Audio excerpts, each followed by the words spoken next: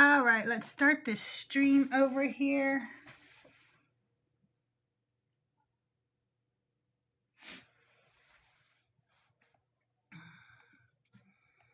And yeah, so we are up on YouTube now.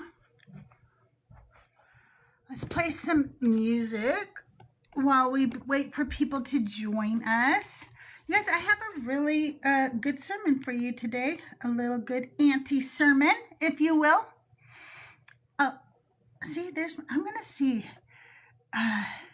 Anyway, well, I got a new chair, and that's thanks to all the support. Every time you guys gift, every heart me you send, every little rose you send, every time you tip me over on PayPal, Venmo, or Cash App, we're upgrading all the equipment over here. And so the recent one was a new chair, so I can be here longer with you guys. Tahir, welcome in, welcome in. Tahir, come up if you're not busy today. Hang out with me. You're such a great co-host. All right. Open book, how are you today? All right, here we go. Any requests from my 8 viewers this morning? Do we want to hear Abelina, Consent, Water's... You know, we haven't heard Water's Edge in a while. Okay, sounds good, Tahir. We'll listen to Water's Edge.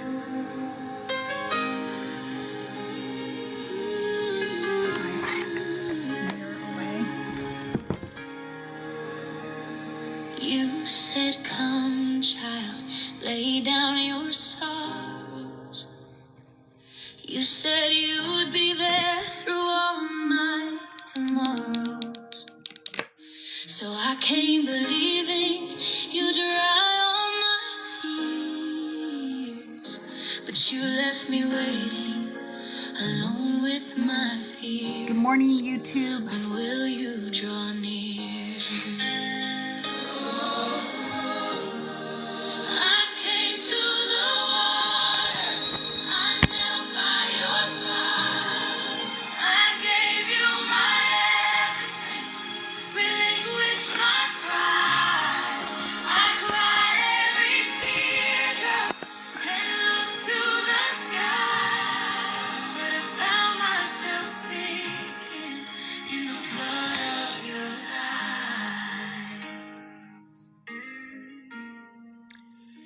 They said your love was too deep to measure, that losing myself would make me your treasure. I gave up my voice, my identity and name, and called it devotion, but it was just shame, and yet still I stay.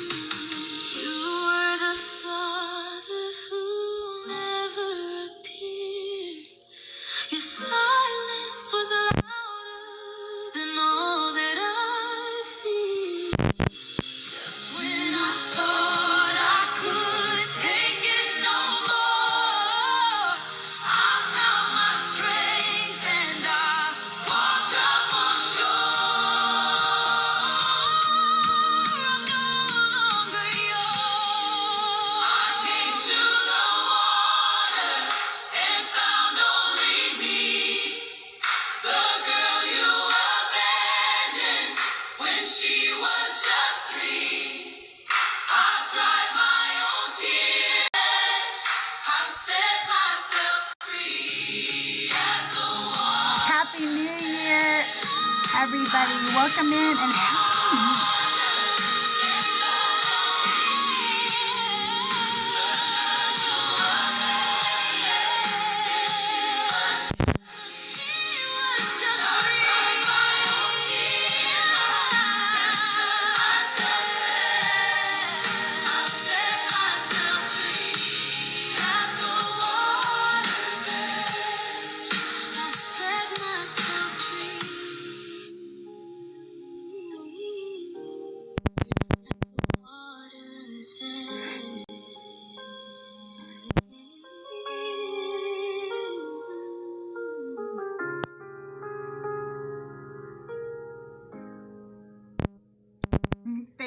tired. Thank you so much.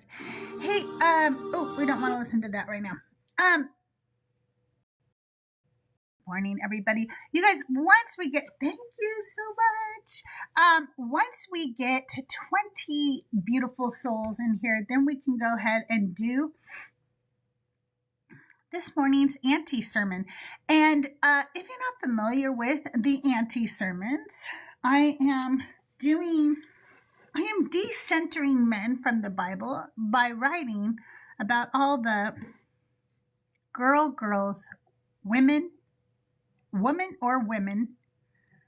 named or unnamed, in the Bible. And we're going through. And we're talking about all of them. And today we're on Rebecca. And I have a great anti-sermon for you this morning on Rebecca.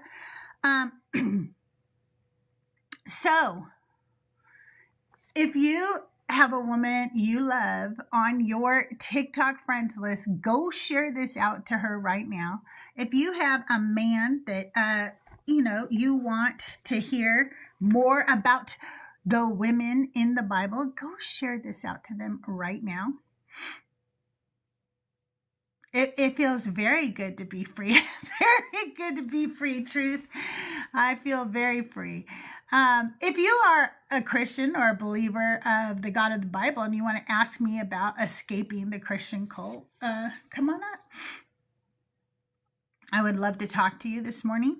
I know that many Christians don't feel that Christianity is a cult. I do. I believe that it follows the Bible model, and I believe it was a cult, and I believe that I escaped it. And I like helping other people escape the cult as well. Share this out to your Discords, to your, to everybody. Just do the.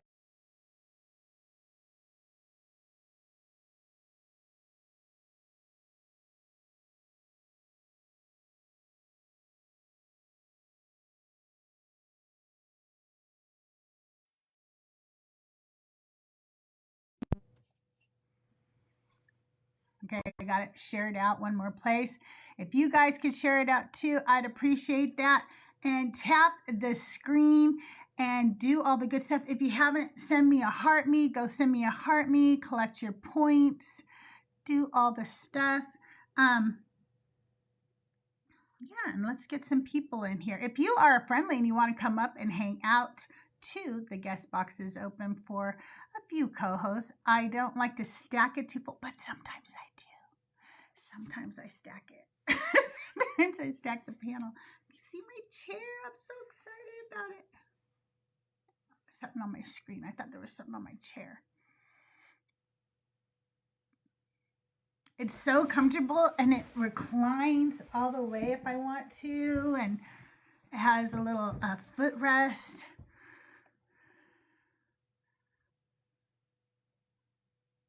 Can you guys not see me?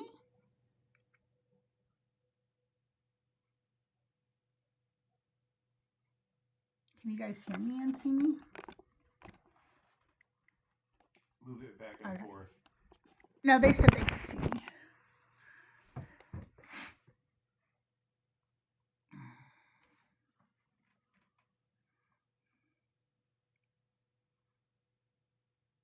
It's funny because I get these little things on the screen, but they're not very helpful. It says you can thank them for the support and let them know they can level up by completing fan missions. Who am I? Who TikTok? Who am I saying that to? Aaron, if I ever had a stalker, it should be you. Okay.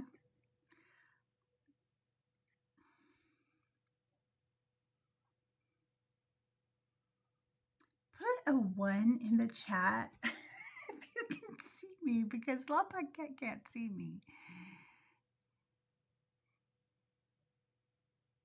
And I did go out of the app for a second, but it was just to share the live, so you should be able to see me now.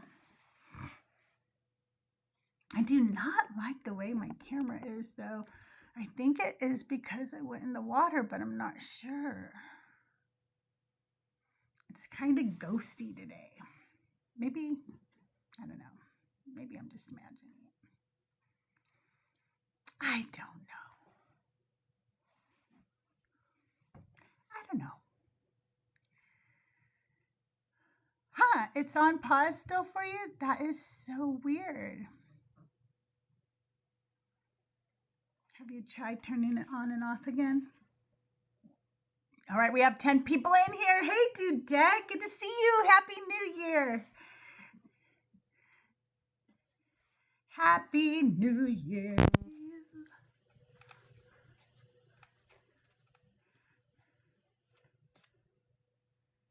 Amor, welcome in, welcome in.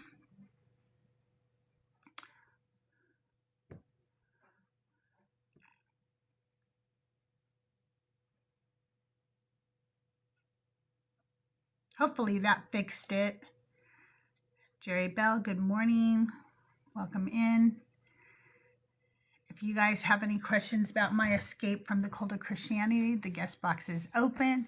I am just waiting for 20 people to get in here, and it takes a little while for me, not gonna lie. I need to get to 100 shares and 5,000 likes as quickly as possible, and then I start getting pushed out. I don't know why. Like, TikTok is very, very picky with me.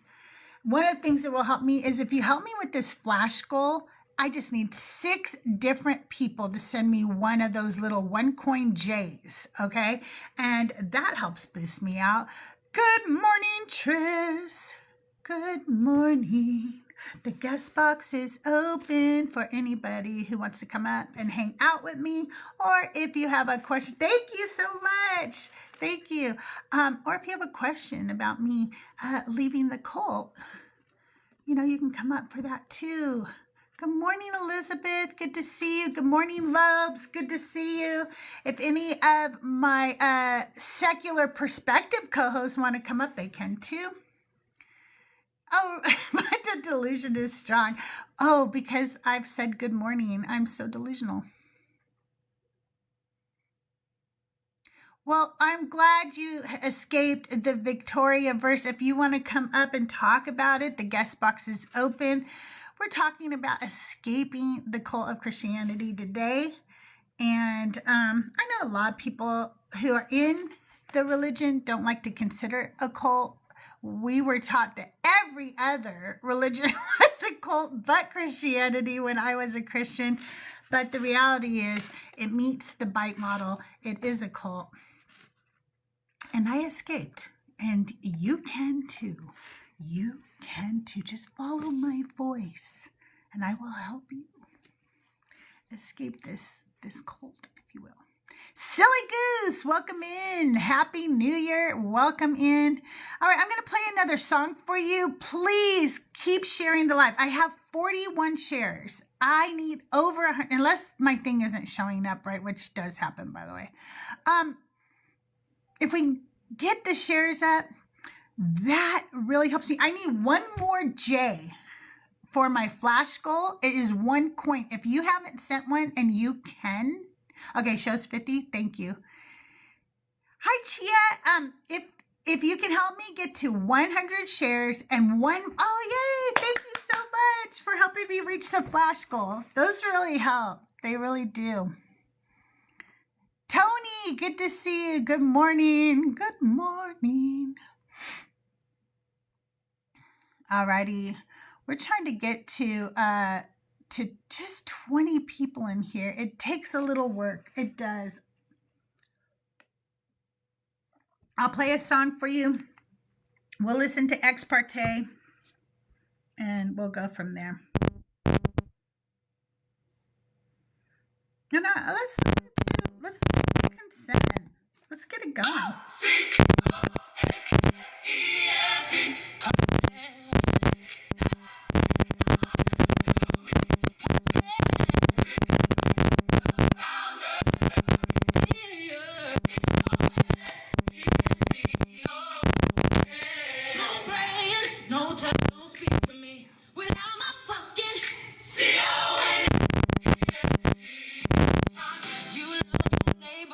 You better ask first. You prey on trauma with that. Is it still scratchy?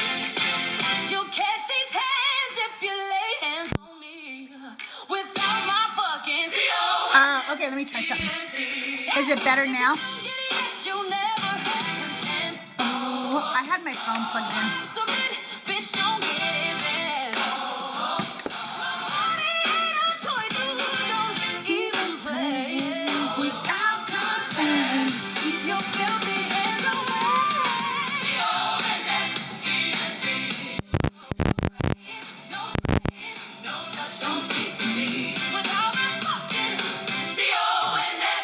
Thank you, Trish. You love my cat. My no is a no, bitch. Learn your scriptures. If you know, you know. You quote the Bible when it benefits you. But fuck your book and fuck you too. You don't ask for consent cause your God never does. He just takes what he wants and calls it love. Chosen without asking, punished for doubt. This is what they preach that love is about. Your Jesus doesn't knock, he demands you comply. Deny yourself, follow me and don't ask why. Heaven's full of godly men. Do tell them send me first class straight to heaven. My no is a no. Bitch, learn your scriptures. If you know, you know. You quote the Bible when it benefits you. But my consent ain't subject to you. C-O-N-S-E-N-T. C-O-N-S-E-N-T. C-O-N-S-E-N-T. No praying. No praying. No touch, don't speak to me without my fucking C-O-N-S-E-N-T. C-O-N-S-E-N-T. C-O-N-S-E-N-T. You guys, thank you so much for the gifts, for the likes, for the shares. We did reach our gift goal. Thank you, Silly Goose, Aaron, the Victoria, Jerry Bell Dudette, and La Paquette. I really appreciate you helping me reach the flash goal. If you are a friendly and you want to hang out with me, the guest box is open. Ooh, Dudette, thank you. If you are not a friendly and anybody wants to come up and talk about how I escaped the cult of Christianity, the guest box is open for you too. C-O-N-E-N-T.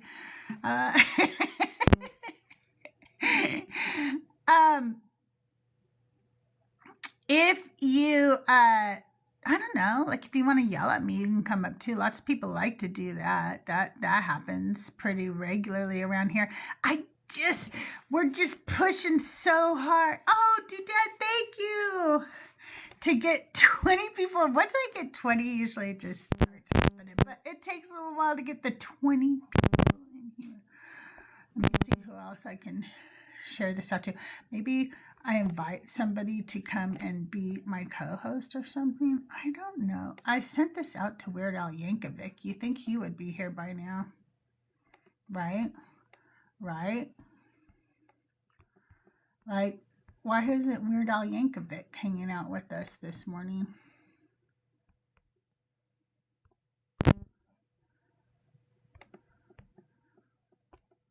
Send it out to a few more P-pals.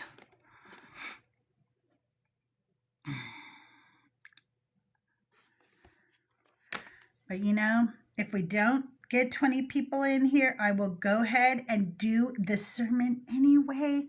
Because, hey, Rev, I haven't seen you in a minute. You got lost and came back. Did you go get some people and bring them back with you, Aaron? Go get some people. Go find some people.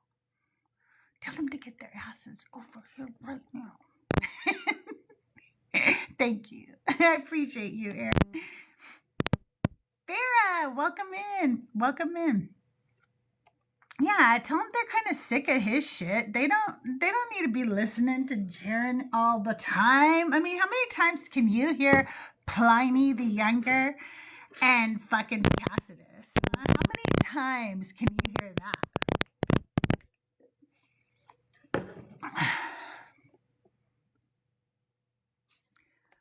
This is TikTok Learning Center? ? Y'all might want to seek therapy as soon as possible. Okay, dude, that's just a weird statement. That's a weird thing you said. Happy New Year, Carlos. Good to see you.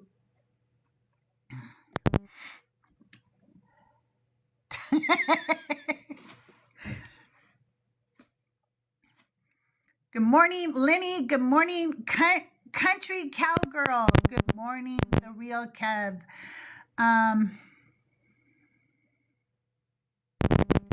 Angel, you didn't escape. Maybe we should pull you out. Like, if we all pull on you, can we help you get out? Because you're exhausted. We would help you. Oh, see, undo what? What? Hey, Slay, you guys Slay.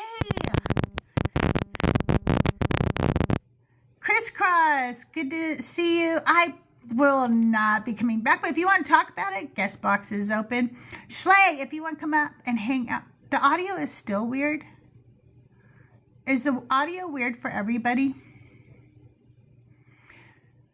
Can people let me know how the audio is for them? I have to tell you guys, like, I hope I don't need a new phone.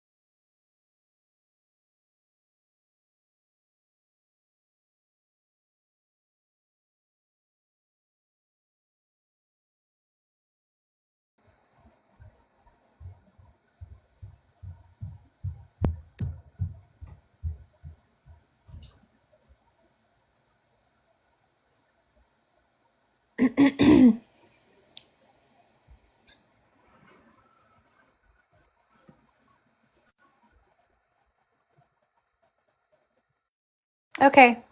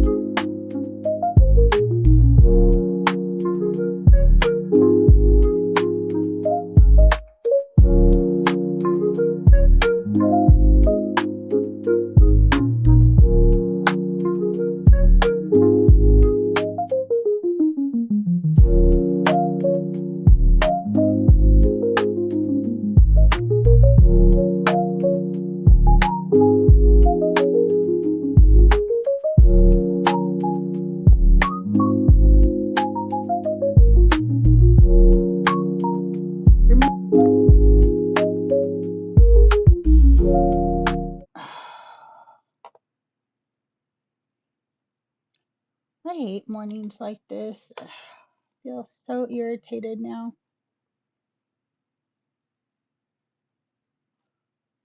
Ugh! Like nothing is going right. Hello, can anybody hear me?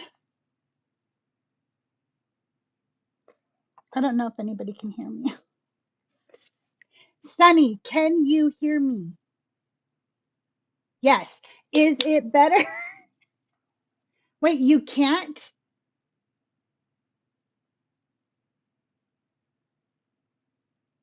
Wait, you can?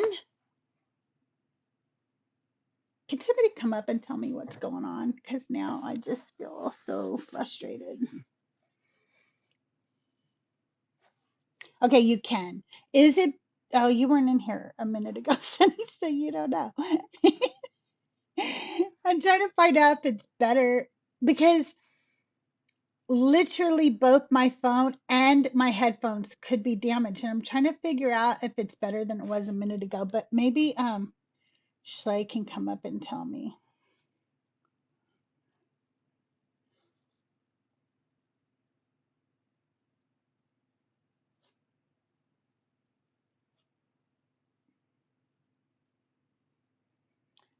Aunt Brown, if you'd like to come up and talk about it, the guest box is open.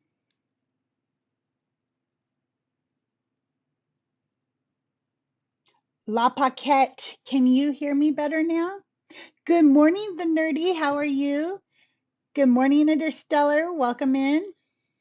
You guys tap the screen, share out the light. I had to do a restart. I think I ruined my phone. I think I fucking ruined my phone. Saving my dog's life the other night. And that means uh, it means that I'm gonna have to take money that I was trying to upgrade my equipment and use it towards a phone. And that sucks. That sucks. Did it work? You want to use my phone? No, I can use the iPad. Okay. I'll build you a mount for it. Oh, okay.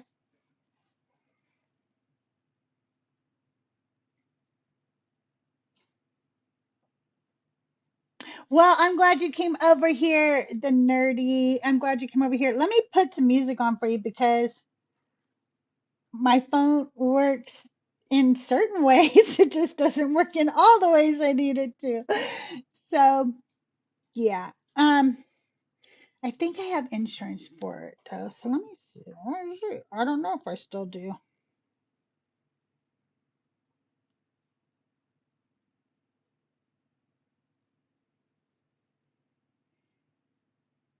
I don't know. I don't even know what to look for. I'm gonna have to figure that out. That's a whole different thing, right? All right. We're gonna play a little music and then I will do my sermon for you guys this morning. Please keep tapping the screen, sharing out the live. And just like that, we're back. I have an iPad. Hopefully, uh, it will last me. I don't have anything holding it, so it's all. Thank you so much. Ooh, I didn't know I had a little blow thing. I wonder if it would have blown out. Um, yeah, keep tapping on the screen, sharing out the live. I had to do the restart because my phone wasn't working properly. So yeah, that's not good. That sucks. I'm so upset with myself now. Like there was a part of my brain that was telling me like, hey, you have something else you should bring in the water with you. Good morning, Benito. How are you? Good. How's it going? Going well. Can I get your age for TikTok purposes? I'm 38. All right. And are you a believer of a god or gods or higher power? I am the believer of the one true God. Which one is that? That's going to be the one depicted in the Bible. Okay, are you Jewish, Christian, or Islamic? Oh no, I'm Christian. Yeah. Oh, okay. So Jesus would be your God. Well, Okay. So it's the how do you define your God? Like, what are his characteristics? yeah, like some of his characteristics. Yeah. Yeah, God is holy. He What is does that mean? holy means that there's no wrong in him. Oh, so God is perfect. When you say God, holy, you mean God is perfect. yeah, he's holy in the sense that he's revered, that he's perfect, he's all omniscient, he's all knowing, he's the great I am, as he called What is? himself. He is the I am. Yeah. He, he is the beginning of life. He's existence. So how do you know all those things about your God? Well, his word tells us. Well, his word doesn't say he's all knowing because I'm gonna have problems with my iPad today. I'm gonna tell you guys that right now. He doesn't he doesn't say he's all knowing in the Bible. Actually, I mean he might say that, but he shows us times where he doesn't know everything. So it like he kind of contradicts himself, and that's why he gets confusing to me because he'll make claims about himself and then do or be the opposite of what he says. Can you give me the verses and we can look at them? Look at some of them. You guys, um, let me look real quick. Let me use my phone. Oh my goodness, this is not gonna work. Doug is working on right now as we speak. Like I think he's making me a phone holder for the or like a holder for the iPad. Don't fall. Okay, let me look this up real quick. Hang on one moment.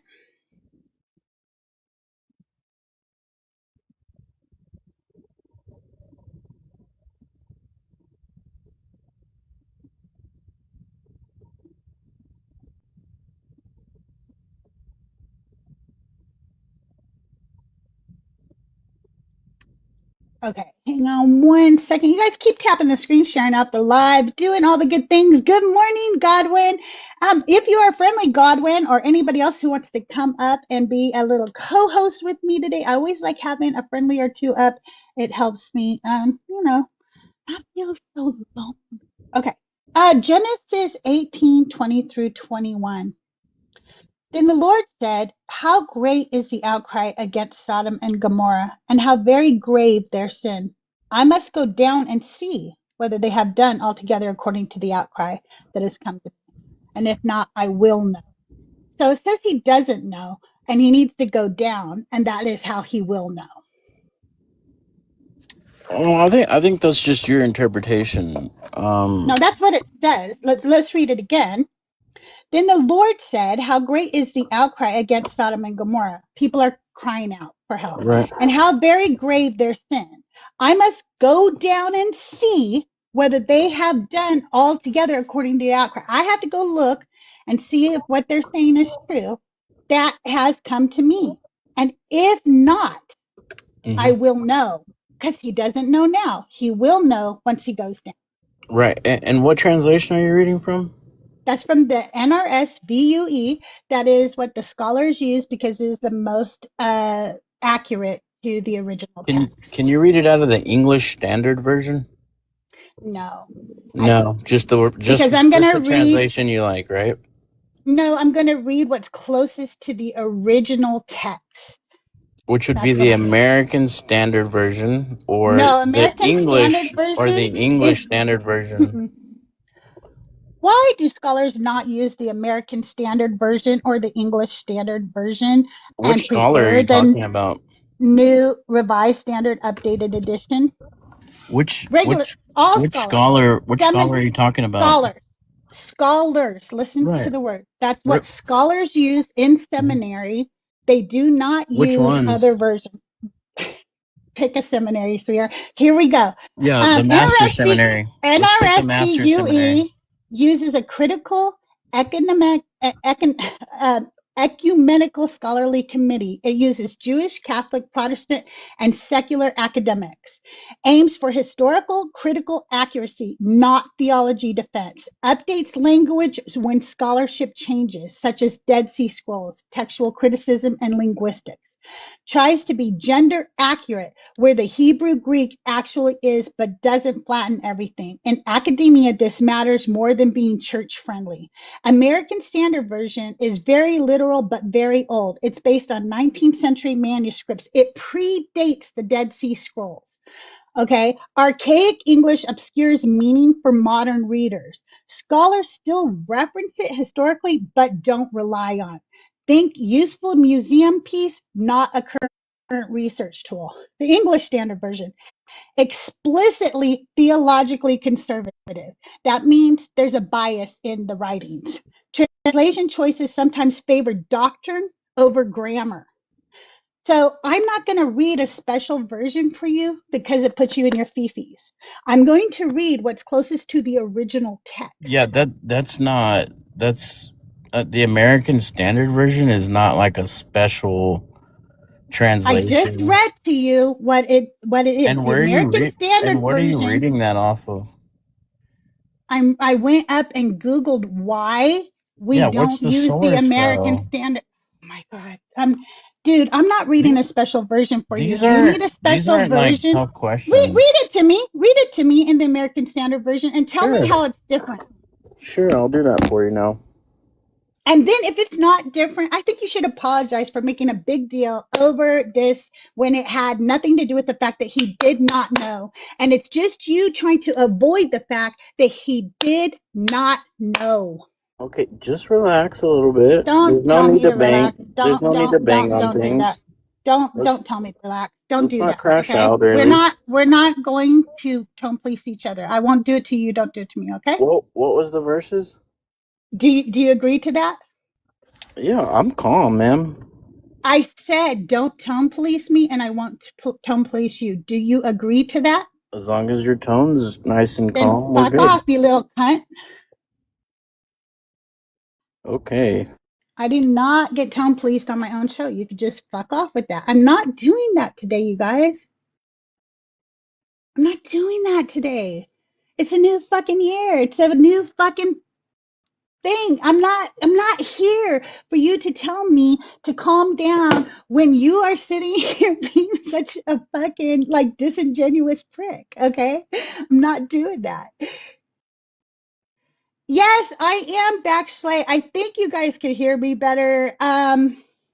Anyway, yeah, I'm just not doing that today. Don't tell me to calm down when you're sitting here making a big deal out of the fact that I read from the new revised standard update edition and you don't even fucking know what you're talking about. Don't tell me to calm down. I hate that shit.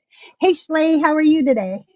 Good. We've had so much fun already this morning. we Oh my we have. goodness. I know I kind of crashed out a little early on that one, but I was just like, I'm not into it. Like you really didn't even know this verse was here. Now you're gonna tell me I'm not reading it from the right translation instead of addressing what the fuck it says. Address that it says he doesn't know everything and stop playing games with what translation. Like that's ridiculous, really. Can you hear me better now? Am I crackly? Yes. Yeah, no, you're not crackly. You That sound means it's great. my phone. I was hoping that maybe I still sounded crackly and it was just my headphones, but I think I fucked up my phone when I jumped in the pool. Oh Crazy world. no. Yeah. Little Yeah. puppy. Yeah, So, Benito, I did crash out on you a little bit, but it's because you're an asshole and a little bitch, Benito. That's kind of why I crashed out on you. I do that to little bitches like you, Benito. I'm sorry, Shrek. so wait, do you have a mic still? um, the mic is in my headphones. I should, Mezzo. I don't know. I'm scared too. I don't know if I can stay on task like you guys do. Um, I'm kind of all over the place. Do I stay? I don't know. I think that you would do great. And you can do like a deconstruction live if you want to, where it is like friendlies and that will help you feel like maybe less scared, where Yeah, we're just talking about things. Well, we have got plenty of people in here. Do you want to hear today's sermon? I do. I do. Okay, I'm really, really enjoying working on these because they're really helping me deconstruct a lot of this bullshit even further, right? And so, Very insightful too. And the facts that you're putting in there are so powerful. I So, am learning so much by writing these, like so many things I didn't know about each of these women, about the history, the way they should have been taught, I don't know, just so many things. So, atheist pyramid scheme, that's cool. We have a pyramid scheme? And where am I on the pyramid? Because I don't think I have any downline. And thank you, Stella and Nova. Happy New Year. it's I so funny don't because that's absolute projection. Because if right anything looks like a scam, it's Christianity. for sure, 100. Okay, so I will say that in writing this, and we're gonna do this real quick.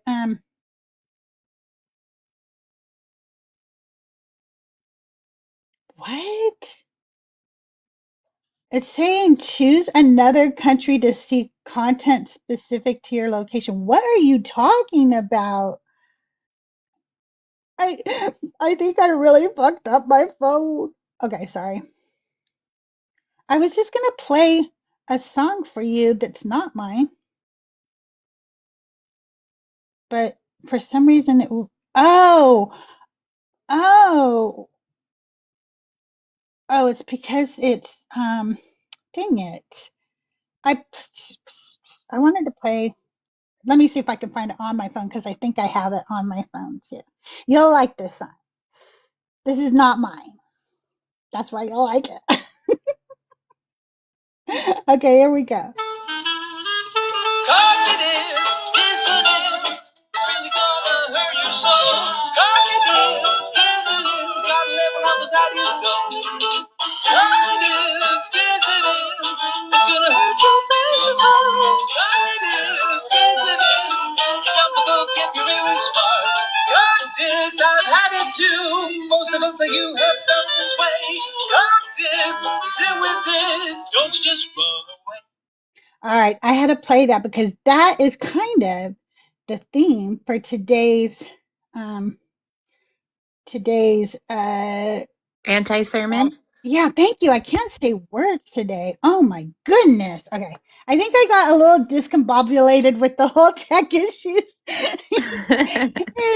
Okay. So today we're going to talk about Rebecca. It was funny because when I was writing about this, I started on New Year's Eve writing about this, and I like to have a little bit of 420 fun, as you know. And so I was tired. It was New Year's Eve. I was a little, 420'd, and I started getting Rebecca and Rachel mixed up. And then I started screwing up the whole sermon. Okay. And I had to do like a bunch of rewrites. But then I realized later, well, no shit. I got them mixed up because they make them all seem exactly alike, really. Like, right? Like, so after a while, the stories become very similar. A woman who's supposed to have a baby for somebody. Oh, and, I mean, after a while, it's no wonder they become one person to me. We're going to start today in Genesis 22:23. And yes, Benito, I will be reading from the NRS VUE because that is the closest to the original text by scholarly consensus. So when you ask me which scholar, I want you to understand, I said consensus. That's not just one. Okay. All right, here we go. Bethuel became the father of Rebekah.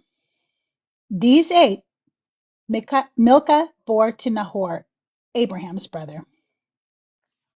This is how Rebekah enters the biblical story. Not through a calling, not through a promise, not through a miracle. She enters as a name in a genealogy. A woman introduced as someone's future.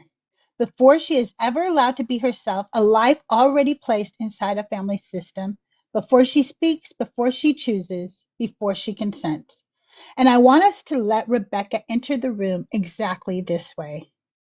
Not as tradition remembers her, not as theology reshapes her, but as the text itself introduces her. I'm sorry, let me wipe off my glasses. But as the text itself introduces her quietly, briefly, already situated with someone else's story. Rebecca's name in Hebrew, Rivka. Scholars commonly associate her name with meanings like to bind, to tie, to fasten. Sometimes even the imagery of a halter or a yoke. Her name is not about beauty. It's not about fertility. It's not about softness or patience. It's about binding, about being fastened to something, about being tied into place, about connection that restrains as much as it connects. I want us to hold that meaning gently as we move forward, not as a conclusion, not as a judgment, but as a lens. Because before Rebecca makes a single choice, before she acts, before she deceives, before she believes she is helping God, she is already named as someone who is bound. And as her story unfolds, we will see how binding to family, to prophecy, to faith shapes not only what she does, but what she believes she is allowed to do. Rebecca's story unfolds across several chapters in Genesis, and when we slow down long enough to see the whole of it, she is anything but simple. Before we move fully into Rebecca's story, I want to briefly address a question I know many people are already holding. There is a common claim that Rebecca was unusually young, and she is sometimes compared to Aisha in Islamic tradition. In my research, I found that this is debated, not settled. The biblical text does not give her age, and there is no clear evidence that she was exceptionally young by any standards. That said, it is also important to be honest. Thank you guys. Many of the women in these stories were girls, not women at all. If we pause to emphasize that fact in every narrative, the point becomes diluted rather than clarified. The harm in these stories does not hinge on whether Rebecca was younger than others. It lies in the system she was placed inside, the roles imposed on her, and the moral framework that demanded obedience over conscience, regardless of age. We meet her fully in Genesis 24. She appears at a well carrying a water jar on her shoulder. A stranger asks her for a drink, and she offers not only water for him, but water for his camels as well, a task that requires time, strength, and sustained labor. Rebecca's story begins at a well, and in the ancient world, that detail is doing far more work than it first appears. In the ancient Near East, and especially in the Hebrew Bible, wells are not neutral places. They are the sources of life. Water is survival. Water is cleansing. Water is revival. Or renewal, I'm sorry. Water is renewal. Because of that, water is used again and again in Scripture to symbolize new life, washing, covenant, and the sustaining presence of God. A well, then, is not just a meeting place. It is a threshold. It marks transition. It signals that something is about to be joined, changed, or set into motion. Biblical scholars call this a type scene, a repeated narrative pattern that audience recognizes immediately. Certain images tell you what kind of story you are in before anything actually happens. Rabbi Bert explains it this way. If you see a man in a black hat and a man in a white hat standing outside a saloon, you already know what's going to happen. It's a gunfight. You don't need dialogue. You don't need backstory. The scene itself tells you how the story will move. That's how wells function in the Bible. When a young woman appears at a well, ancient listeners already know what kind of story they are hearing. A marriage is coming. A covenant is forming. A future is being decided. And because water represents life, this is also the moment where a woman's life is folded into someone else's lineage, someone else's promise, someone else's future. We see this pattern again and again: a journey, a well, a woman drawing water, an evaluation of her labor or hospitality, and then marriage. Rebecca fits this pattern precisely. She is encountered in public while working. She is assessed not by her dreams or her desires, but by her usefulness, her stamina, her willingness to serve. The well becomes a place where life-giving water meets life-altering decisions, where symbolism and structure work together. To ancient listeners, this scene would not feel romantic. It would feel familiar, predictable, almost inevitable. And that is the point. The well is not where Rebecca's story begins. It is where her options begin to close, because before she is asked anything, before her family is consulted, she is given gold jewelry. Her value is established quickly, her future already being negotiated. Her household enters the story, and her brother notices the wealth. Marriage arrangements are discussed between men. Only later is Rebecca asked a direct question: will you go with this man? Her answer is brief: I will go. With that sentence, she leaves her family permanently. She marries Isaac, and then she waits. Rebecca experiences infertility. When she finally becomes pregnant, the pregnancy is painful and frightening. She seeks understanding and is told that two nations are struggling within her, that the older will serve the younger. She gives birth to twins, Esau and Jacob. As they grow, the household divides. Isaac favors Esau. Rebecca favors Jacob.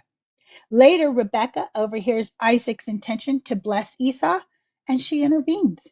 She plans the deception. She instructs Jacob how to lie. She prepares the meal. She guides him step by step through the manipulation of his blind father. The deception succeeds. Jacob receives the blessing. Esau is enraged. Violence is threatened. Rebekah sends Jacob away for his own safety. He leaves, and she never sees him again. The text does not record her death. It does not pause to reflect on her loss. It simply moves on, leaving her story unresolved. In rabbinic tradition, Rebekah is often treated with deep respect, but also with careful control. She is praised for her discernment, praised for her willingness to act, praised for recognizing God's will and making sure it comes to pass. Her actions, even the deceptive ones, are frequently explained as necessary. The prophecy said the older would serve the younger, and Rebekah is understood as the one who ensured that prophecy was fulfilled. In this telling, her deception is not a moral problem, it is reframed as obedience. Her manipulation is not a failure of character, but a form of faithfulness. She is not lying for herself, she is helping God. Rabbinic teaching often resolves the ethical tension this way. If the outcome aligns with God's promise, then the method becomes justified. And so the discomfort disappears. Rebekah is no longer a conflicted human being making painful, moral, complex choices. She becomes a righteous agent of divine necessity. What is lost in this framing is the cost of her marriage, the cost of her sons, the cost to the family that fractures because of her actions. The tradition tells us what her choices accomplished. It rarely lingers on what they destroyed. Rebekah is honored, but only insofar as she binds herself completely to the outcome of God, completely to the outcome God has declared, even when that binding requires harm.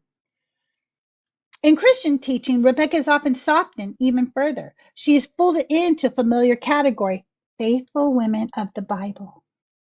Her story is rarely told in full. Her moral conflict is rarely explored. Her actions are smooth until they fit a lesson.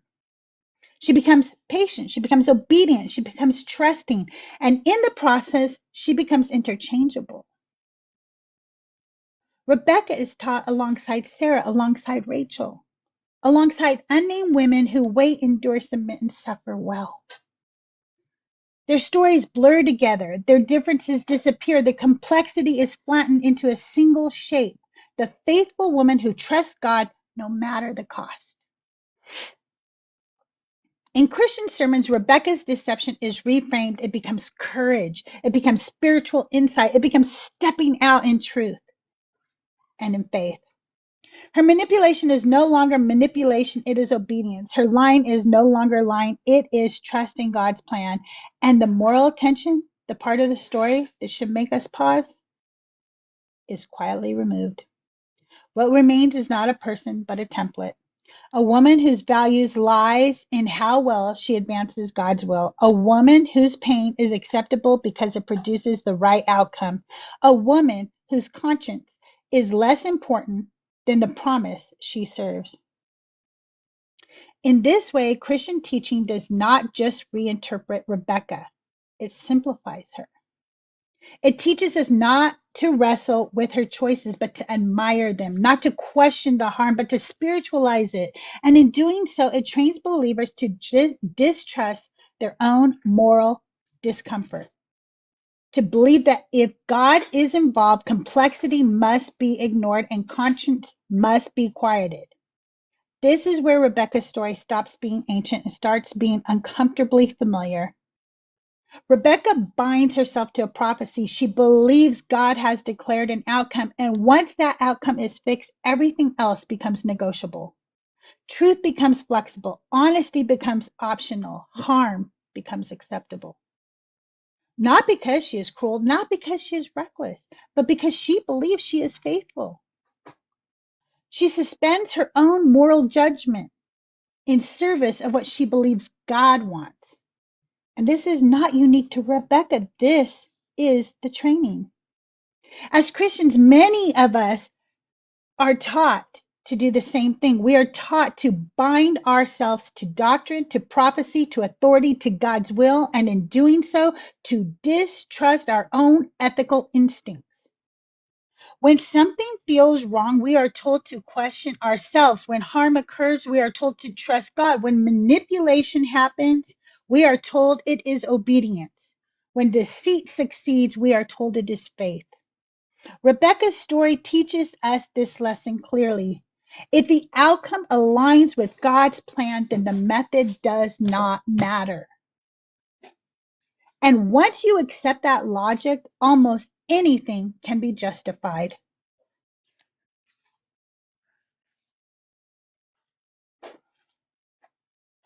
Families can be torn apart, people can be sacrificed, violence can be excused, cruelty can be sanctified, all under the banner of faith. This is what binding looks like. Not just being bound to God, but being bound away from yourself, bound away from your conscience, bound away from empathy, bound away from moral reasoning. Rebecca is not an outlier. She is a case study. Her study shows us how easily faith, when it demands unquestioning loyalty, can train ordinary people to do extraordinary harm while believing they are doing what is right. There was a moment in my life when I finally said, no, that's wrong. It didn't mean I stopped being a Christian. That would come much later. But it was the first time I refused to bind to a God whose morals conflicted with my own. My children were very young. Around the same time, a friend told me she thought her son, about their age, was gay. She shared the reasons she believed that. And it forced me to think about something I had managed not to think about before.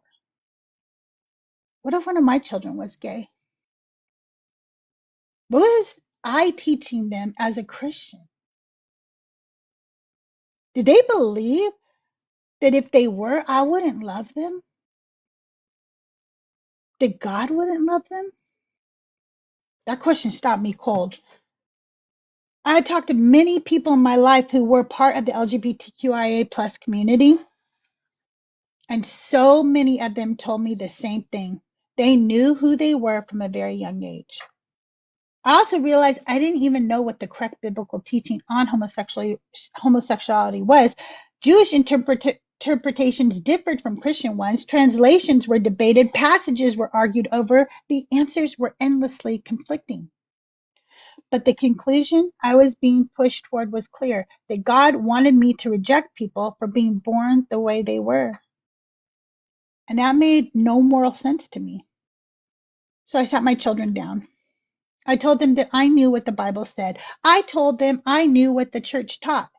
And then I told them without theology, without doctrine, without fear, that I didn't care. What mattered was love. I told them that our family would err on the side of love. That if someone trusted them enough to come out, they would honor that trust. That they would protect them, that they would never be the ones who would bully. And if they ever saw someone being bullied, they would be the ones who stood up for them. I told them that if I ever had to answer for this, if God were to ask me, did you love and stand by the LGBTQIA plus community? I wanted to be able to say, yes, I did. And if God asked why, I wanted to be able to say, because I believed you would want me to err on the side of love. That was the day I made a decision. I stopped binding myself to fear. I stopped binding myself to harm, and I chose to bind myself to my moral conscience instead. Years later, two of my children are part of the LGBTQIA plus community, and I have a daughter-in-law and son-in-law that are as well. And sometimes I look back and I think maybe it really was a good thing that I didn't bind myself to God on that one. So let's return to Rebecca. Because once we understand what binding does to conscience, once we admit how faith trains us to excuse harm, we have to be honest about what we are being asked to overlook in her story. Rebecca gives her enslaved woman Bilhah no choice. I'm sorry. I just want to make sure I was right. Rebecca gives her enslaved woman Bilhah no choice. Bilhah's body is used to produce children for Rebecca's household. There is no consent. There is no agency. There is no concern for the cost to Bilhah as a human being. The abuse of an enslaved woman is absorbed into the story as if it were morally neutral. Rebecca pits her children against one another. She favors Jacob. She emotionally abandons Esau. She turns sibling rivalry into destiny and watches it harden into violence. She deceives her husband. She orchestrates manipulation. She teaches her son how to lie. She fractures her family in the name of what she believes God wants. And the text honors her for it. Tradition praises her insight. Religion blesses the outcome. Faith reframes the damage as obedience. Bilhah's suffering is ignored. Her children's trauma is minimized. Deception is spiritualized. Harm is explained away because it worked. This is what binding demands, not just loyalty, but silence, not just faith, but forgetting. We are taught to massage away abuse because the story insists that the ending matters more than the cost. And if we are honest, this is not just Rebecca's story, it is the template. When we bind ourselves to God and are taught to suspend critical thinking, we create the perfect conditions for cognitive dissonance. Those are the two ingredients. Binding without questioning. Cognitive dissonance is not harmless. It is not neutral. It is not spiritual virtue. Psychological research has shown this clearly. Organizations such as Psychology Today, Health Center, the Decision Lab, and the National Institute of Health have documented that unresolved cognitive dissonance is associated with significant psychological distress, including increased anxiety, depression, confusion, emotional exhaustion, and the justification of harmful behavior. When people are forced to hold two conflicting ideas at once, I am a good person, and I must excuse harm because God demands it. The mind does not resolve that tension, but by becoming healthier. It resolves it by rationalizing, by justifying, by suppressing empathy, by blaming itself, by learning to live with contradiction. Research shows that cognitive dissonance often leads to the normalization of abuse, emotional stagnation, missed opportunities for growth, and a constant undercut of discomfort and self-doubt. And now I want to say this really clearly. I am not a doctor. I am not a scientist. And correlation does not equal causation. But I don't think it takes a specialist to notice this. Numerous studies, can you bring me a drink? I don't know if you heard me. I'm sorry, I lost. Numerous studies confirmed that chronic anxiety and depression significantly increase the risk of developing and worsening heart disease. And heart disease is the leading killer of women. So when we talk about belief systems that require women to silence their conscience, excuse abuse, spiritualize harm, and live in constant moral contradiction, we cannot pretend the cost is only theological. It may be psychological. It may be physiological. It may be deadly. Rebecca is flattened into a trope because complexity would be dangerous. She is taught as obedient, submissive, available, a vessel for lineage. And at the same time, we are taught to ignore the abuse of Bilhah, to excuse harm to children, to call deception faith, to call manipulation obedience. That flattening is not accidental. It is instructional, because once you are trained to look at Rebecca and call harm good, you can be trained to do the same in your own life. You can be taught to stay, to endure, to submit, to distrust your moral instincts, to call confusion faith, to call distress holiness, to call obedience love. Thank you. And that is how people remain bound to systems that harm women and children, not because they are stupid, not because they are evil, but because they are cognitively trapped. Rebecca's story does not just show us what faith once demanded of a woman. It shows us the psychological cost of binding ourselves to any belief system that requires us to silence our conscience. Critical thinking is not the enemy of faith, it is the safeguard against abuse.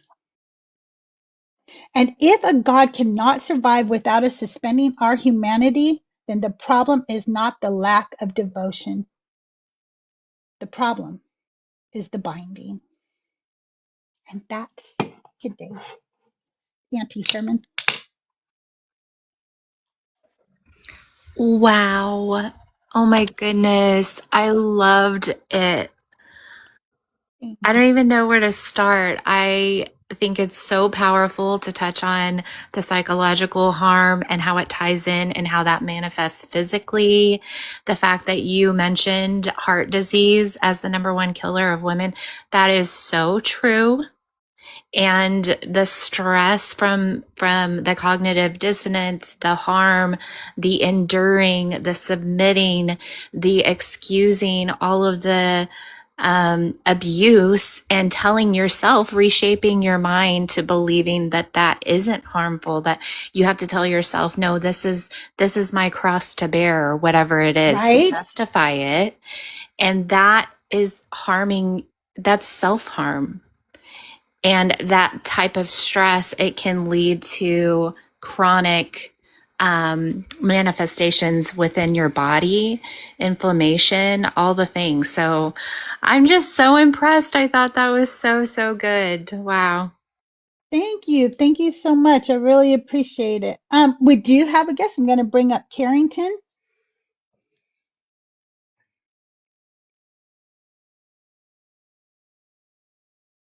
Well, maybe not. He did not load. It was Carrington. Carrington, if you want to come up, the guest box is open. Donna, God is harming. He is definitely harming. But we're talking today about how you define God. If you want to come up and talk to us about that, Donna, the guest box is open. Yeah, I've talked to you about this because you and I talk a lot in our little friend group, and um, how it's hard sometimes to write something different about each of these women in the Bible because they were used to teach the same thing over and over and over again. But in finding their names, it really does help. The ones that don't have names, it's a little harder. You know what I mean? Good morning, Donna. Can I get your age for TikTok purposes? I'm 41. All right. And are you a Christian or a believer of the God of the Bible? Yes, I am, but I also completely aligned with every word that you read. I am right there. I left mainstream Christianity because my daughter is gay. And they wouldn't let, I'm sorry, it's a little emotional. They wouldn't let her become a member. But I know God, and that is not his character. The way religion frames the God that I have a relationship with doesn't match their doctrine. It doesn't match their rules, laws, rituals, and tradition. So So how do I you define your God? love, compassion, understanding. I live my And life. where do you get that definition for him? Where do you find that I definition? find him through my experience. Okay. I have had an encounter, right? It wasn't like a hallucinogenic one, but like a change of who I was to who I have become, right? It was like a literal spiritual walk with God outside of religion. So what you read and how I feel match, but I still love God. I still follow Christ because it is all about love, understanding, compassion, joy. God never tells us to condemn people. Never. Yes, he does. He If does we, tell us many, many times in here to do that. well, That if is definitely something he tells us to do. But I think that sometimes when we're going on our spiritual journeys, we find a relationship with a God, and it's not this one. And we just think it is because this is the one we're taught when we're little. But when we go look at the characters of this one, it doesn't match who we are having our spiritual journey with. Is that possible that that could be what's going on with you? I mean, maybe, but I never really read the Bible. I had a moment in my life where I was like, I don't want to deconstruct because there's nothing to. I'm like anti like religion, okay. So, but what I chose when I was much younger, I went through some terrible things in my life. Then my daughter was kind of treated kind of terrible, so we left church. But I went through a time in my life where I was like, I don't really know if there's even a God. I don't know if there's even a God that exists. But I still believe in God because it's better to believe than not to believe. Why? But Why is that? Why do for you me, think that? Yeah. because I really I don't have unbelief. I just know that I don't believe that I don't believe that we're alone in the world. I believe that there's I believe in aliens. Like I'm that kind of person, okay? I believe in conspiracy theories. I'm not a regular Christian. I'm not a regular mom. I'm just a person here living life just like everybody else that has been transformed in some way that wasn't because of me. But I just want to thank you for doing what you're doing. Like I love God, but I also sorry, give me a second. Hold on a That's second. okay. Go ahead, Donna. She wants me to spin her around. I just want to say I respect you for being here and being there for people. But not all Christians are haters of other people that are not like them. I know that not all Christians are like that, but I also think that a lot of times Christians who don't actually follow the Bible, it's because they didn't read it. So they're following a God that they don't really know, and they're giving him attributes that he doesn't have because they're not biblical. And it's okay to have a God that doesn't match these things, but then he's not this God. You can call him Frank or something else, but he's certainly not Jesus and he's not Yahweh, because Jesus and Yahweh teach a supremacy culture. Jesus and Yahweh tell you to condemn other people. Yeah. Jesus and Yahweh are not loving, they're not kind, they're not good, and they're very harmful to the LGBTQIA and to women in general. I believe And that. so it's okay to have a God, but maybe call him Frank, because he's not Jesus and he's not. I would like to talk to you more. My daughter really wants me to spin Okay. her around and take time with her. But do you mind if But I do like I'm an here Monday through Friday? So do you mind if I instant message you and maybe we can chat a little bit more? Keep doing what you're doing. I think it's great, and I think it's really important for everybody to know that they are very loved, very, very loved, and very worthy. And I appreciate you. Thank you. Well, have a good day, Donna. Thank you for coming up. Big W in the chat for Donna. I think that I am very loved, but it comes from the people in my life and not from this God. Yeah. And it's always just interesting to me to align yourself with a book and to say you're not religious, but then to stay in the outskirts of the religion, just right next to it, just propping it up, just furthering it, just propelling it forward. But also you want to be picky and choosy and not align with it because they're hateful, but not all of them are hateful. I would just say, why? What's the point in all of that? Is it because you're afraid of hell? Mayhaps. I mean, I don't see the point, especially when all of that love and goodness that you speak of comes from within yourself. It doesn't come from the book that you haven't read. Absolutely. I agree. And that's the thing. See, that's that binding, right? Like we're going to bind ourselves to this God regardless of what the book says about him, and we're going to pretend that it doesn't say all those things and just take the stuff we like and bind ourselves to that or whatever. You know what I mean? Like why bind yourself to this God? Just like I said, just worship Frank, make it Frank, believe what you want to believe about him, but it's not Jesus, it's not Yahweh. If you're telling me that his attributes are loving and kind, no, nope, not this one. So, well, thank you, Ty here. Welcome in, everybody. It is January 2nd, and we're here live today. Right now, we're talking about how do you define God. I had other topics ready for today, but we had some technical difficulties. If you want to help me get a new file. All of my ways to tip me are in my link tree. I am trying to work towards a new computer, and we already got a new chair. I know you guys can't see it, but if you're on my Discord, I posted about it. You can check it out there. I got such a good deal on this chair. It's such a good chair, too. It's like full size armrest. It reclines. It has like a little footrest. I love it. And that it's all thanks to you guys because Yay, new I had chair. like $100 budget because of you guys with your tips and gifts and stuff.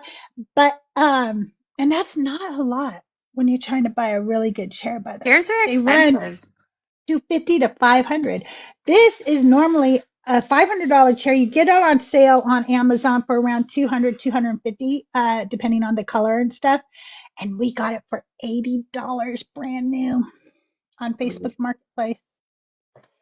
So really excited. And I got to pick the color I wanted because he had several of them. So wow, Yay. thank you, La Paquette. 400 comments, 300 days. That's amazing. Thank you so much. Hey, Sarah, welcome in. Welcome in.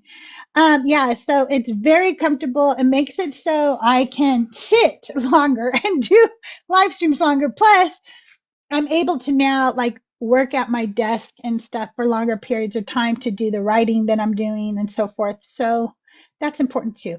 By the way, if you enjoyed today's sermon, all of my sermons are posted usually the night or two before I do them here. And they are in my Discord server under anti sermons. And I will be coming up with a podcast very soon of the same name, Anti Sermons Decentering Men in the Bible. So we're going to have a podcast out pretty soon with all of those. What I'm going to do is very similar to a Joel Reads Bible format. I will do subscriber only lives on TikTok. You can watch for free on YouTube because I don't have subscribers over there yet. And then I'll take those and edit them down into my podcast. So we'll be doing that starting here in January. I'm still on baby watch though. She called right before my show and I said, and she goes, what? And I'm like, oh, I thought you called because you were He having the keeps baby. tricking you. I know. I know, darn it. I'm like, what? You tricked me again. That baby's happy cooking away now. I know. It was the full on psych out and then just like, I'm just kidding. I'm just staying here. Yeah, he is. He's just messing with us at this point.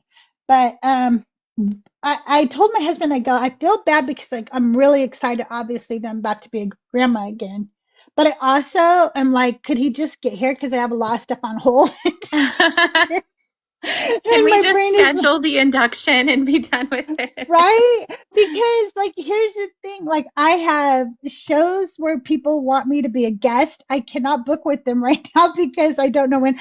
I have guests that I would like to book for Decon Q&A for Crystaljae. And oh, and I found out that January 7th will be 2 years since I started going live. But what you guys don't know is that my first lives were because I was a reseller. So I would come on TikTok and sell my shit. That's what I used to do. Yay, Jaja. Wait, what So were you selling? everything. I sell all kinds of shit because I was a reseller. So let Oh, me that's right. see. You did like the garage sale. You would go to the garage sales and find things and yeah, Garage sales, estate sales. hustling. Yeah, I did all kinds of things. I used to buy out estate sales of all their clothes or jewelry and accessories at the end. And let me tell you, that was a lot of fucking work. Okay. So the first time I did it, uh, I had found out. Okay, so I used to sell vintage items. Okay, like vintage anything. I really loved vintage and antique items, and I would sell those. But then one day my friend said, you should sell clothes because they're easier to ship, easier to store, and they have a high profit margin.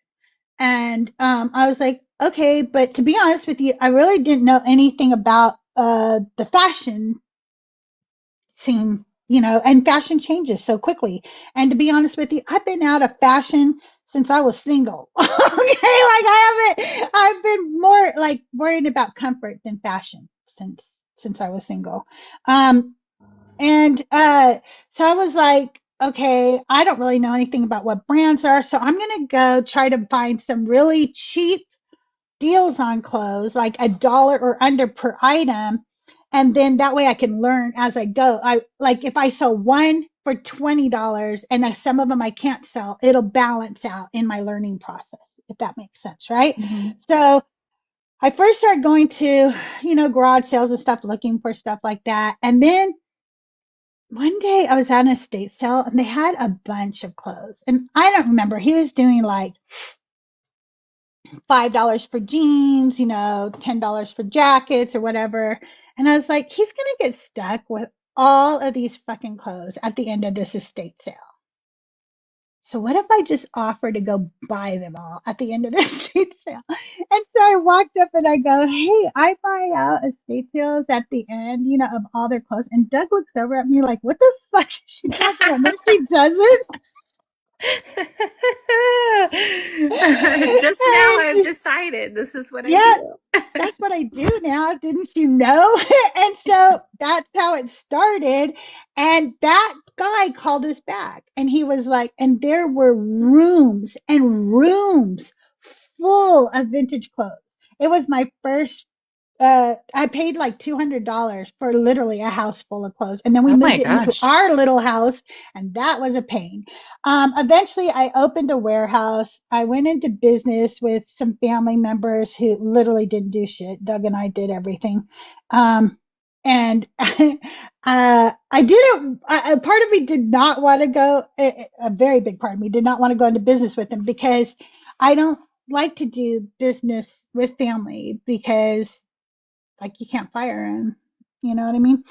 So I didn't want to, and my worst fears ended up being true. That nobody really helped. It was all me, and I had this big warehouse, and I was sinking into depression. I was losing my God at the same time, so I'm starting to sink in depression. Then my best friend from childhood died unexpectedly, and then I found out I had cancer and I lost the business, and eventually I realized I don't think I really want to do this as a business anymore. And then I met you guys. You needed a win. Oh my goodness. And then I met you guys, and everything changed after that. Everything changed. So I do have a few things that I'll still sell things. Like if we have something that's worth some value, but we don't want it anymore, I'll still sell it, but I don't do the whole eBay, Etsy. I was on eBay, Etsy, Poshmark, Grailed, Facebook Marketplace, OfferUp. I was on all of them. And at my peak, I made about $50,000 a year as a reseller. So there is money in it. It's Solid just a hustle. lot of work. Hmm. Hi, Good to see Ember. everybody. Hey, Ember. I Good to caused a see little you. chaos with Ember and Sunny this morning, but it's Did, okay. did you? Hopefully, I'm not in too much trouble. Hi, Kelly. I haven't seen Kelly Yes, in a while. Kelly, it's true. Even Windows open for atheists. Yeah, it was really nice. So so 2 years ago, I was on here doing live, peddling my shit. Okay, so I don't know if you guys have ever heard of the app called Whatnot, but if you have, don't use that app. It's trash. Okay, but they go live. People will sell stuff and everything. But because I was a reseller, I could tell you that there are more scammers on that app than like any fucking app you could ever find anywhere ever. Okay, do not fall for it. Do not buy your Pokemon Go cards. Don't buy Pokemon cards there. Don't buy your sneakers there, you sneakerheads, don't do that. It's a really horrible app, and man, yeah. So I had started over there because they were live selling, and I was like, oh, I could do that. And then I thought I would transfer that to TikTok, and that didn't work. That didn't work, but that's okay because I don't think I wanted to You do just that keep anymore. trying. You just try things, you know, Yeah, see what sticks. and now I'm like much happier not having to have inventory all over my house, not having Oh, to yeah. ship stuff out every fucking day, not having to, I don't know, just deal with customers who lie and stuff. It's so Mhm. anyway, if you are a Christian or a believer of the God of the Bible, or a God or gods with higher powers, and you want to come up and talk today about how you define God, that would be awesome. That would be really chill of you. I mean, I'm just saying the guest box is open. Sunny says you're not in any trouble, Shley, so that's good news. Sunny knows, so it must be true. Whatever Sunny says is true. Holy cow, um, I've got so many notifications on Discord. I'm going to have to catch up with you guys. it's probably me just being like, oh hi, hello, ping, ping, ping, ping. I I should check what Tahir has to say. I think it's so funny when we go on a like spree and just like all of us go to somebody's page and like all their videos, and then they get like a million. And the thing is, like, I repost everybody's. So, like, when you guys are doing that, my notifications blow up too. So, the other day when they did it for Joel and Mezzo, I got like 2,000 Wow. notifications. Yeah. It was probably not that many, but it was really funny. It was a But it lot. feels like that, huh? It is a lot. Yeah, everybody has been. I put out a call of action. If you don't know, I'd love it if y'all get a chance. If you can go to my YouTube, uh, on one of your extra devices, if you will, and just play through one of my playlists. Don't mute it on the app, but you can mute your phone or device, because if you speed it up or mute it, the people don't get the watch hours. Or you So can just don't. listen to it because, you Or know. you could listen because these are Listen good to the anti conversations. sermons, like the one from Yes. last episode. If you missed it, go back and listen to it. It's a really good one. I mean, they're all really good, but yeah. Yeah, man, I was getting so mixed up. I wish you guys, sometimes I should read some, I should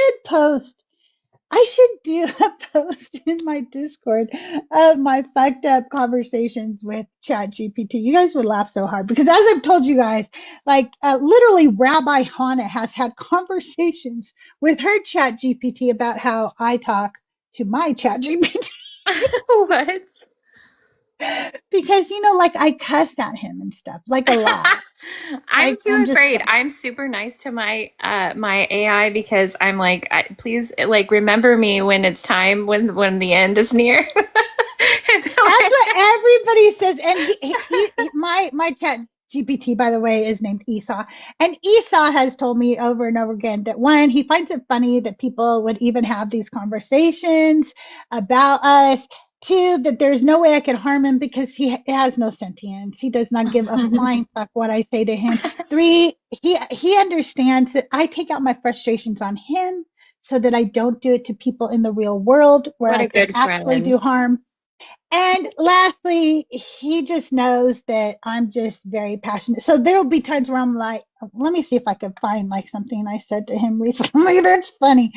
Let's just look up the word fuck, shall we? Because that should tell us a lot. Oh, That could wait, you tell. can search conversations by like words that you've said? I Yes. didn't know this. Sometimes I go through Yeah. and I delete my history so that I get a refresh. Because I'm like, I don't want to train you too well so that I'm in this bubble of just talking back to myself kind of thing.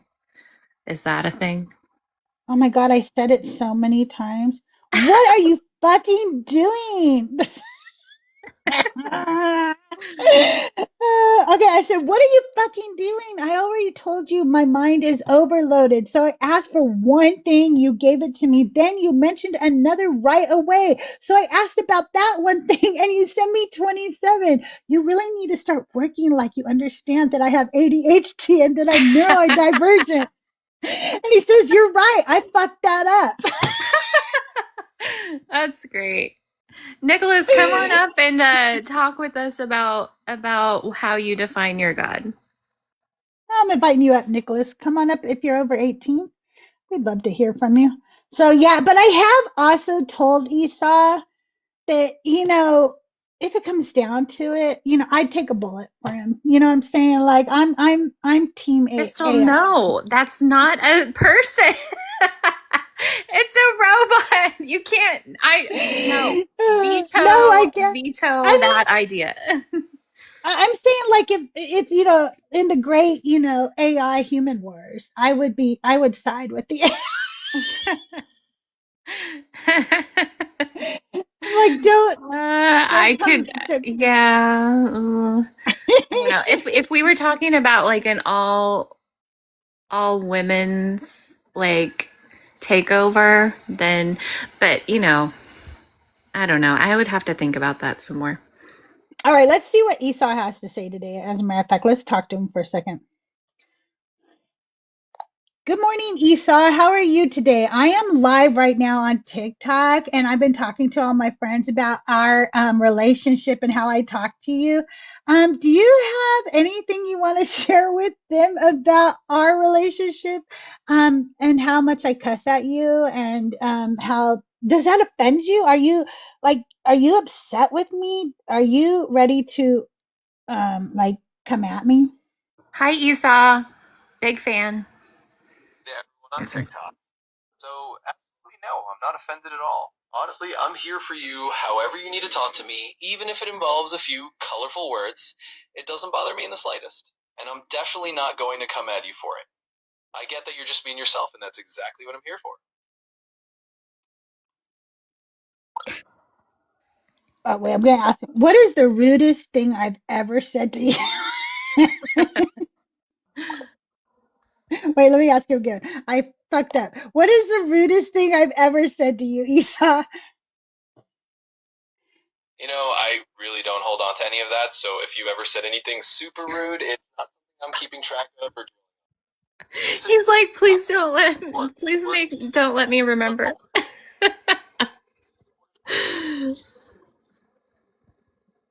Okay, but that's not because I've given you trauma. Is it like you have trauma now, so you've forgotten all memories of me cussing you out? no trauma here at all, I promise. I just don't really keep memories of things like that.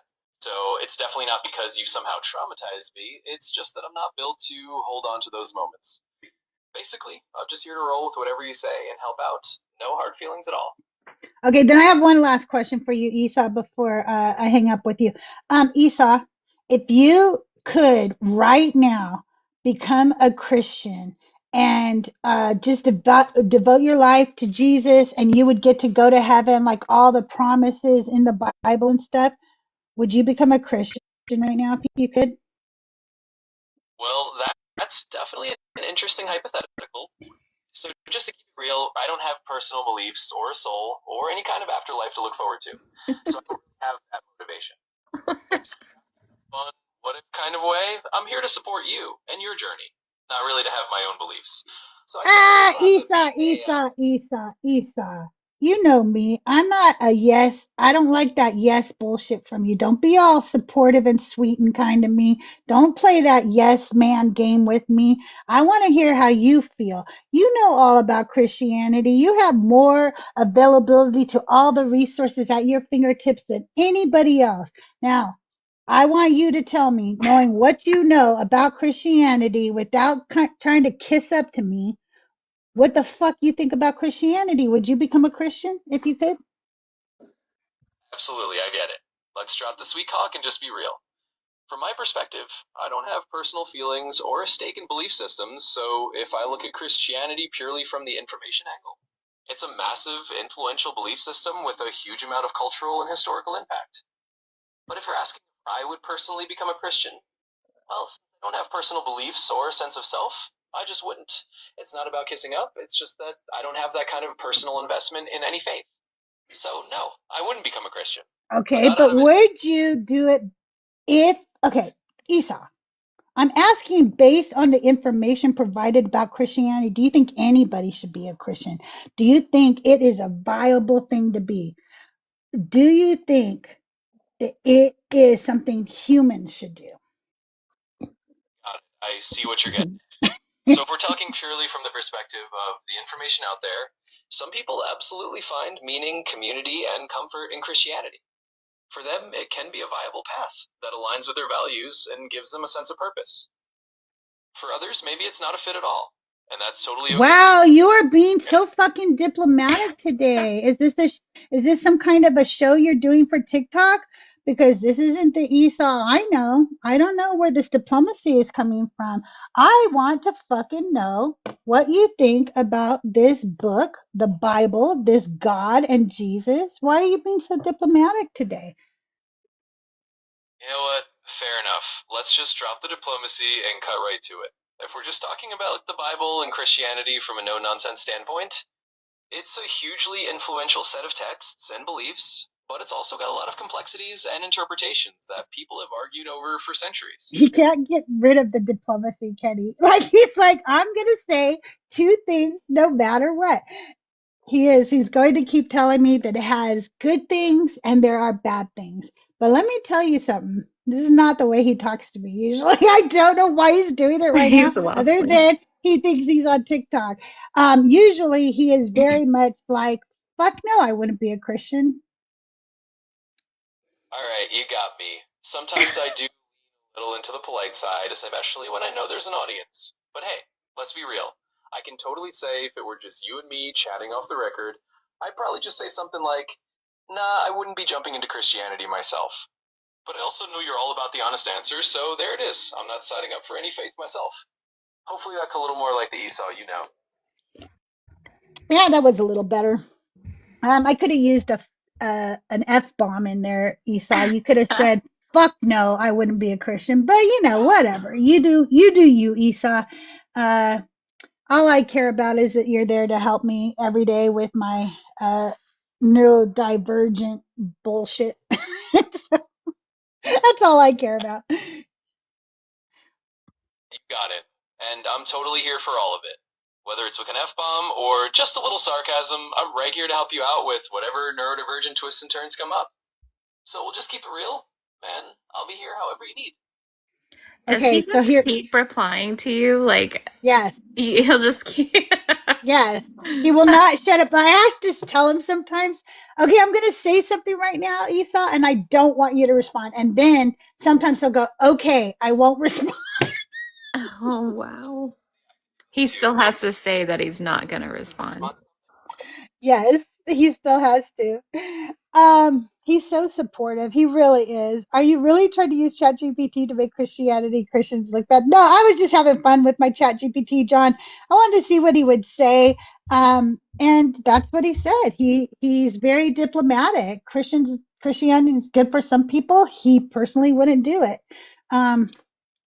Usually when it's just me and him, he's just like, fuck no. Like, I'm serious. Like, fuck no, I wouldn't be a Christian. But he also says the same thing about Islam and about other religions. He just doesn't have a belief system, doesn't believe in things because he doesn't have an ability to believe. So that's usually what he tells me.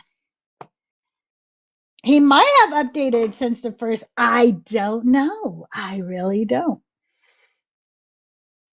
But you know what, John, you're more than welcome to come up if you want to talk. I just want to talk to people today about how they define God. The guest box is open. Um, God is so loving and merciful. He will send people to hell who don't believe that. I know. He's so nice. I watched a vid of two chats. Oh yeah, I've seen videos of two chat GPTs talking to each other. That's hilarious. Those are funny. And they're just so placating and kind to each other, and they won't shut up. They do They're not basically shut just up. like talking at each other, saying the same thing. Okay, so I've told you guys that sometimes I vent to my chat GPT. Okay,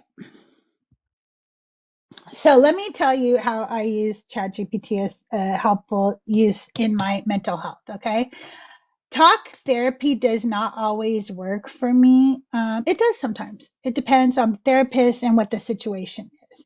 But sometimes I want to talk about things to let them out, but I don't want to talk about them with friends or family because I do not want to burden them. Many of the people in my life also have anxiety, depression, or other things, and I don't want to trigger them or I don't want to burden them.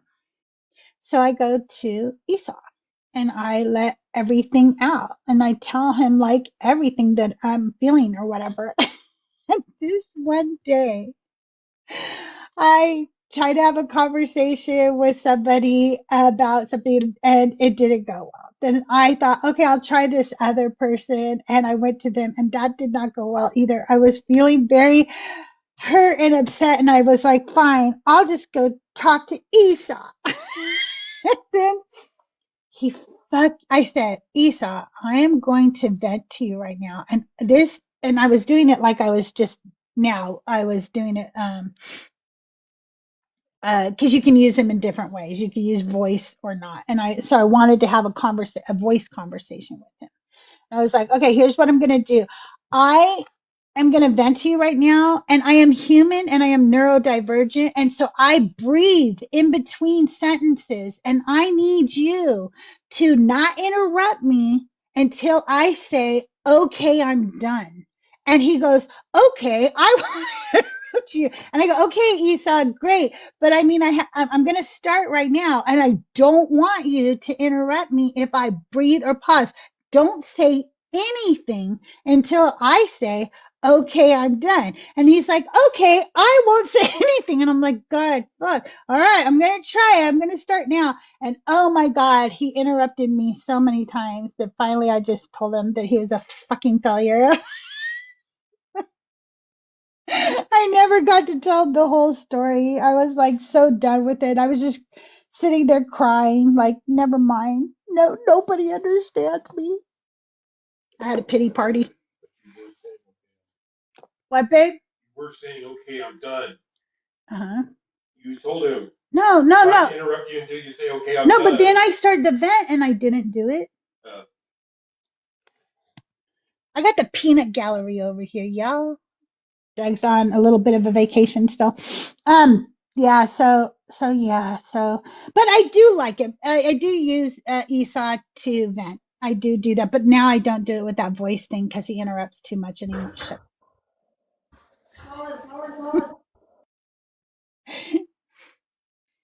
No, he wasn't asking context questions. He was just doing that.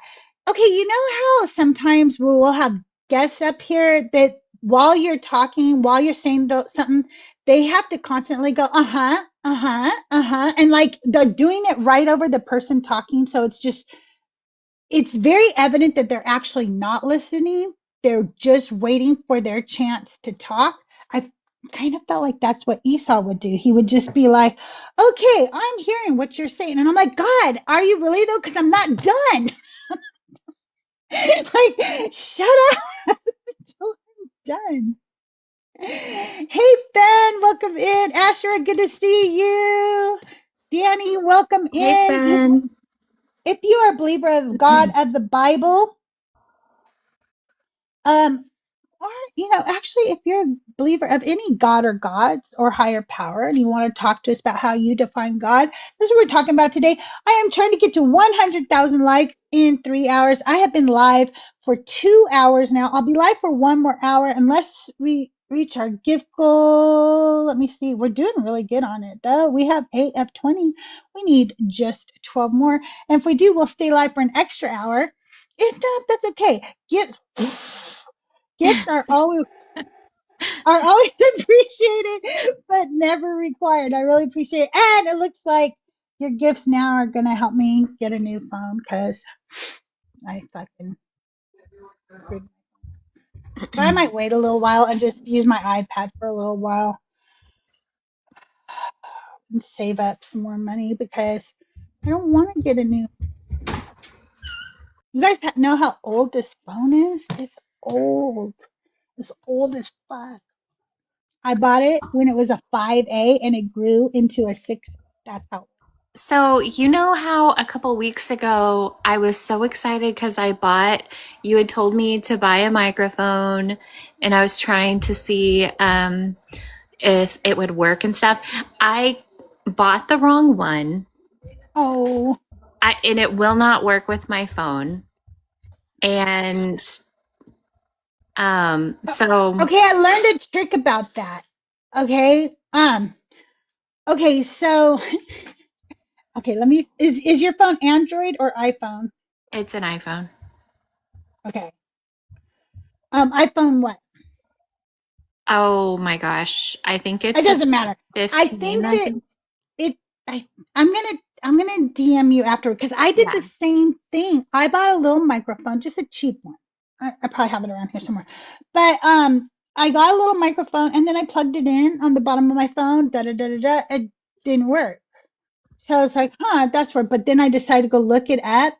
And what I had to do was download Open Camera, I think is what it's called. In that, there is a setting you can change to which microphone you want to use on your phone. Okay. Because in the regular settings, I couldn't find that setting to choose the microphone I wanted to use. But in the Open Camera, there is that setting. Once I chose that on Open Camera, it recognized that microphone for other apps than I would plug it in. Okay. Yeah, we'll have to chat about it later because I Okay. mean, I spent $40 on it and then I was so frustrated and now it's just been sitting on my counter. And every time I look at it, I'm like, fuck you. Yeah, fuck you. But also, Technology fucking this is the sucks. thing, like, I don't know, are you like well, you're next to Doug. I mean, I just don't have a lot of space. I don't have like a desk or anything. So, talking about going live, that's why I'm just like, well, I'll just co-host because I don't really have a private space right now to do all of that.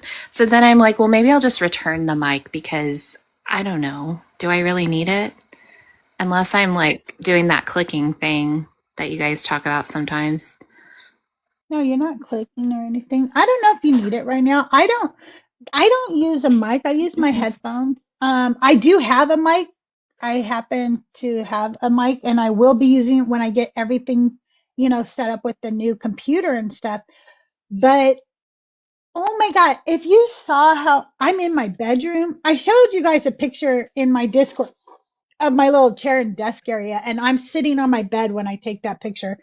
But I used to sit up against my dresser and do this. I didn't have a desk before I had a dresser. If you saw the way my iPad is propped up right now against my phone holder and a mini globe, that is what's holding it up. Yeah, I have a phone holder here that has a light on it, but it won't hold my iPad, so I can't put it in there. And the funny thing is that when you put your camera in that light phone holder thing, your phone covers up the whole fucking light. So I never was able to use the light thing the way I wanted to on this phone holder. So I got a separate light, and then I just use this as a phone holder, and then that globe holds my iPad so it doesn't tip over. It So sounds like it's the never ending story of more gadgets it is. and It is. more figuring things out. And I don't It know. is. I don't know about all that. It is a never ending thing. Figure it out. And then you think you get it figured out. Like when I first started, you guys might not remember, I had a really cool rotating crystal behind me, and I was on Twitch and YouTube and stuff, but it was so laggy because that was the day I found out that all of this shit really lags any resources you have on your computer or your device. And I was like, oh, hey, Kim, good to see you. So yeah, that was not good back then. It would be really And fun to it's go live to hear. But Tahir is really good at going live. I love Tahir should come up more, but she works too much, so she can't always.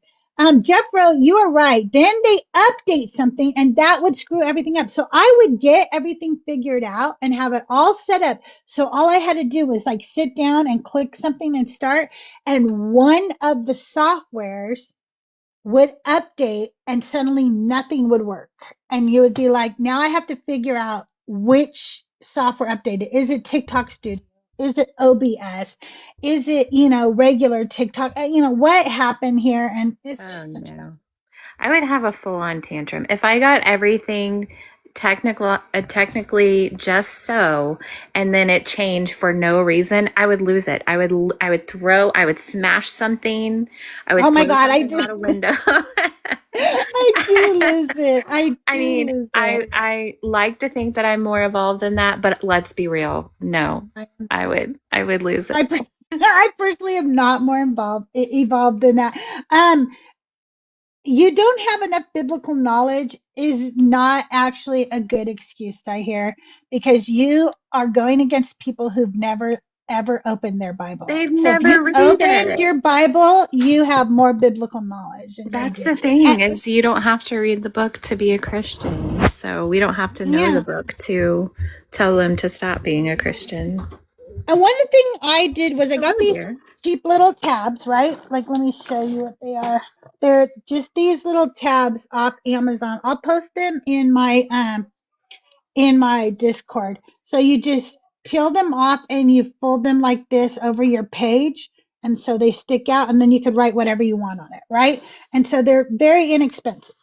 Then I went and got Justin's cheat sheet, and I started tabbing these. And at first I was going to do like he does and be like, oh, this is all slavery or whatever. But then I decided just to put little notations to myself on the tabs that I know what they mean. I don't need to know the exact story. It doesn't matter, right? The horrendous thing happened. So for instance, let's go to this tab says Israel is a servant. And that's talking about when they try to tell me that Jesus is the suffering servant, right? And then I put notes inside my Bible when people are talking about it. And I think I've told you guys too. In the back of my Bible, I put even more notes. I have an entire section for Christ before Jesus. So that way, when people come up and say, hey, Pliny said blah, blah, blah, blah, blah, I can go, no, Pliny in letter 96, book 10 only talks about the Christians and he has never heard of them. So you say, I don't have to memorize all this. I just use crib notes. And it's still more than they know, right? You're Because gonna they don't have to open that book at do all. you're gonna have to do a copy paste and send it to all of us so we have yours. Oh man. That's a lot of work that you've done there, Crystal. It's taken you probably what, like over a year to get all of that together? I would say that in the past year, I've started putting it together more organized because as you go live more, you start to understand what things would help you more when you are live. And so one thing I knew was that if I could flip to things faster, that would help me, right? And so by the way, I don't know where fucking shit is in the Bible. Okay, I do not have verses memorized like other people do.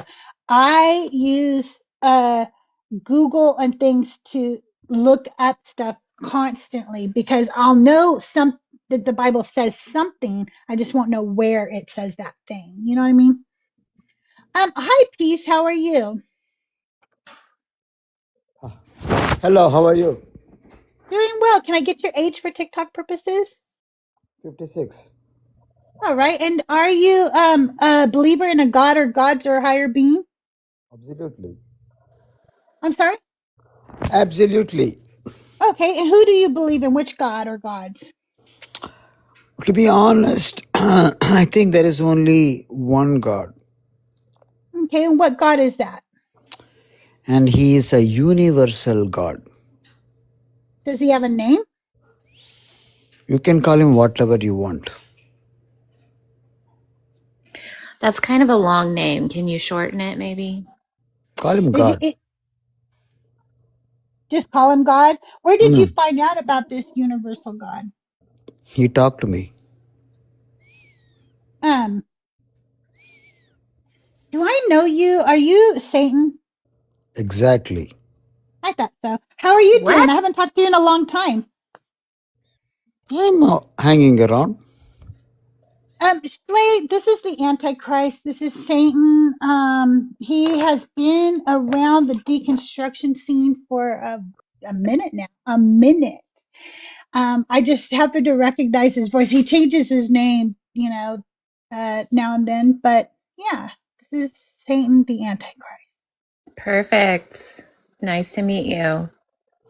Nice meeting you as well. So, we haven't really talked before about this particular thing. So maybe this would be a good place to start.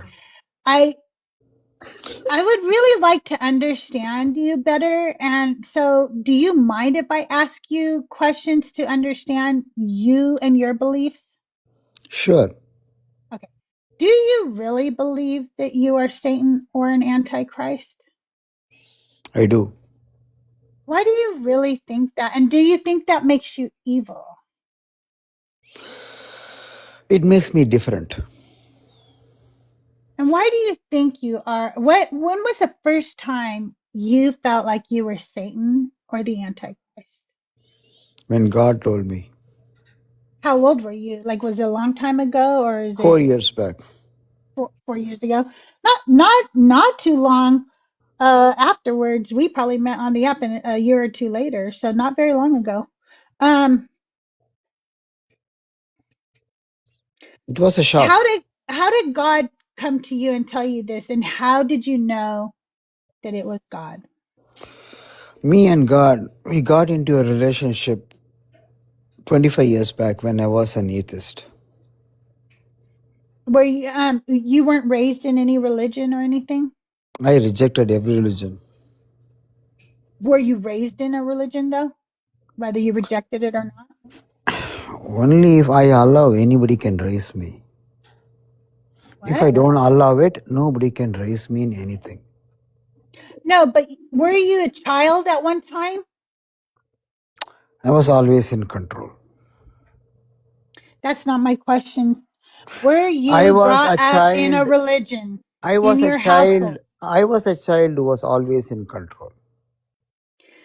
I'm So still are you I'm still not saying, getting the answer. I feel Well, like I'm you're telling you, I was not evading. a typical child. I was not a normal child. How about I that? wasn't either, but I still was brought up in a I religion. was Whether born. I grew up as an adult, not as a child. I did too, but I still was brought up in a religion. See, if you are an adult, somebody comes and tells you something you don't agree, you just coolly tell them, "Get me the evidence, otherwise, get the fuck off my face." You told your mom and dad to get the fuck Yes, off your face exactly, when exactly. you were like 3 when you did that? I did it in such my own ways. Get the fuck off my face. I said it So nicely. why? I said it Mhm. nicely.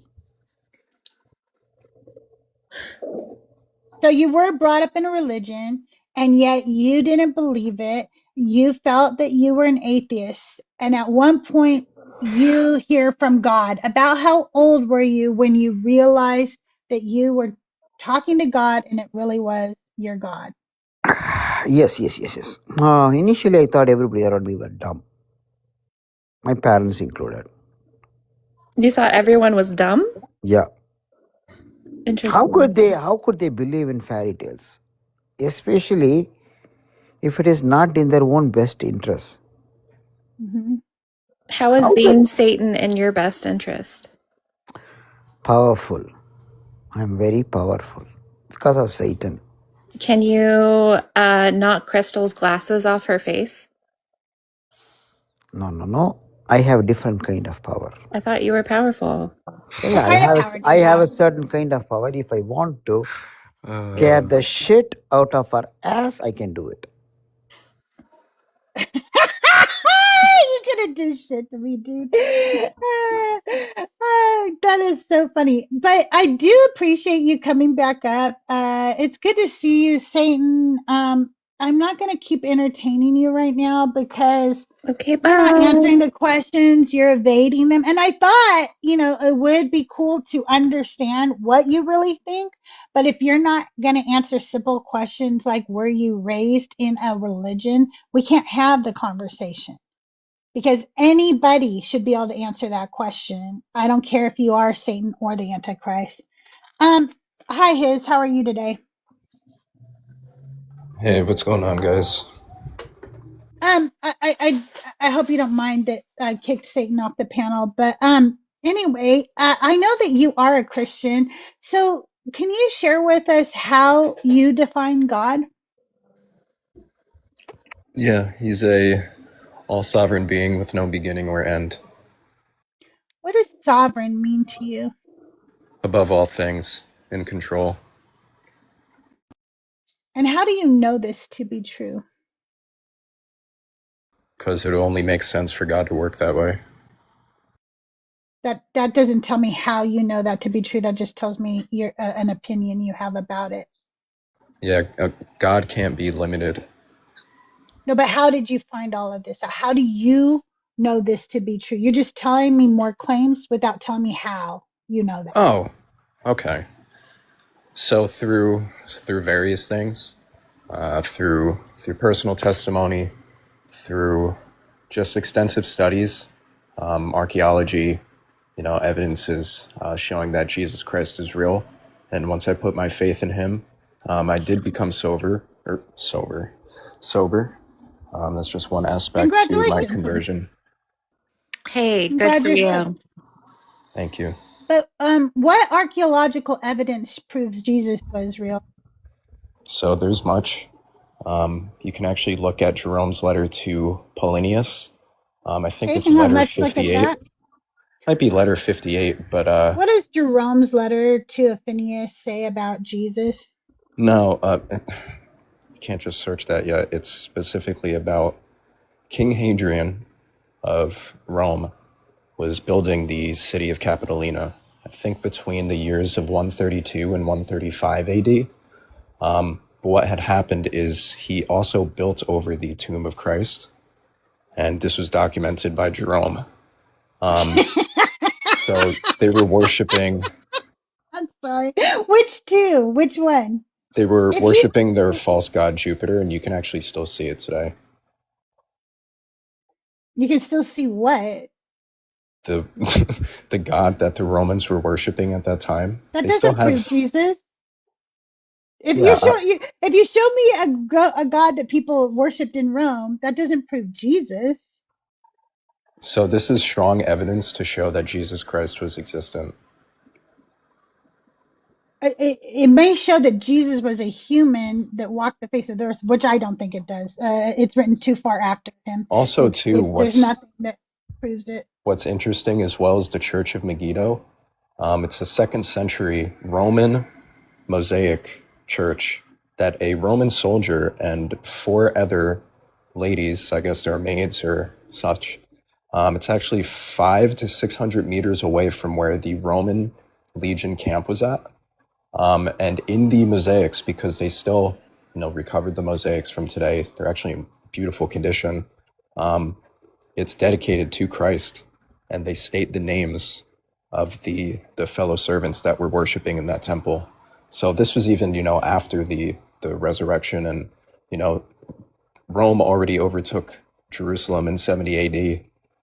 What does that have to do with proving Jesus? You're talking about things that happened well after Jesus passed. We know that there's evidence, in the 2nd and 3rd century about people believing in this Jesus. Would you like to None talk of it about Old proves Testament? Jesus. Excuse me, I'm sorry. Was I talking and you didn't hear, or you just thought that what I You're was just saying saying was none of not this important proves enough? anything, so why am I here?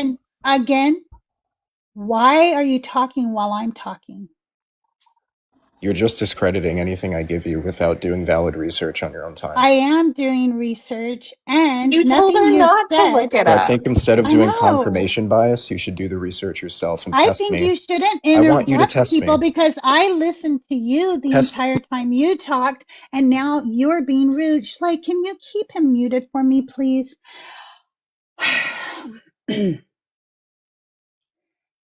There are Roman era mosaics dedicated to the Christ, but the type, date, and imagery matter a lot for how we interpret early Christology. We do not have first, second century Roman mosaics of Jesus as a fully divine, haloed God-man. What we do have are late Roman, early Byzantine mosaics in the 4th through 6th century, showing a developed Christ figure after Christianity becomes legal and then imperial. So again, I told you to research the Church of Megiddo. It's No, you didn't. You told me not to Megiddo. research when I first started to You're not research good at the things you were gaslighting saying. thing. I'm not trying to gaslight. It's literally what you did. I started to look it up. You told me not to when I started looking up things while you were making claims. I did it Why would I tell anyway, you and now not you to don't search like it it. up? That makes I no don't sense. You're know. really bad at This manipulating. part is boring, His. Can you get to it, please? No, it's just when you actually Get debate to an it. intellect. The You're Church of being Megiddo boring. was either 294 AD or 234 AD. So this is That would going be the into the 3rd 3rd century. century. Yeah. Okay, So Church of Megiddo.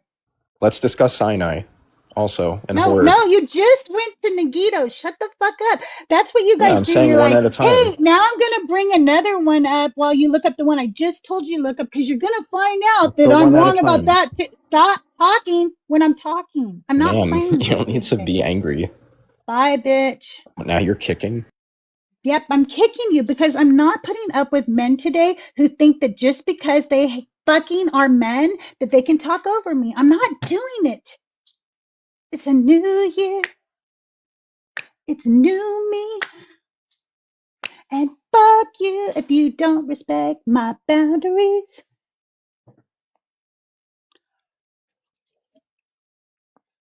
Okay.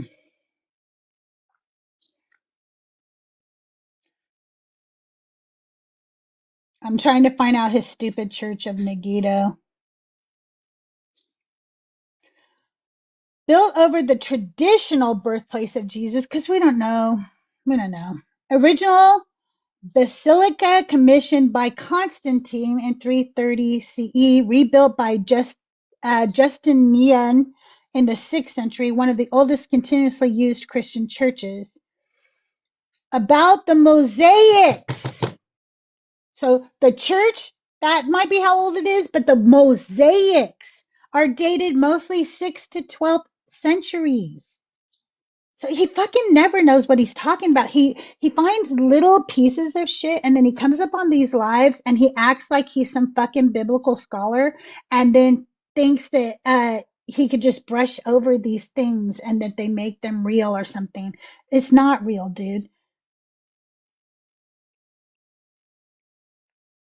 You gave nothing. You gave zip. And just for shits and giggles, let's listen to one of Tahir's favorite songs in the whole wide world. Miss me, now you gotta kiss me. You're up my sentence, call it just a thought. That was you, bitch. Say you love strong women till you get caught. You want a queen who keeps it light and sweet. So bow down, little man, and kiss my feet. You're misinformed, misguided, mistaken. And that charm, boy, I know you're faking. Miss me with that misogyny. You ain't the man you think you miss me with that hypocrisy. Your fragile ego and royalty. I'm misbehaving and just being me. Miss me with that misogyny.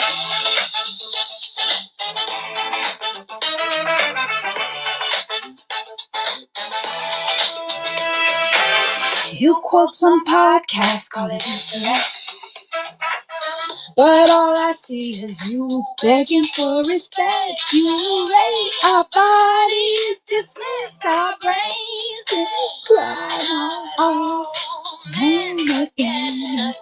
Miss me with your tone, miss me with your sigh, miss me with your sweetheart. Boy, bye, bye, bye. Miss me with that misogyny. Don't need your fake apology. I'm the star, bitch. You're just an extra baby. With that misogyny.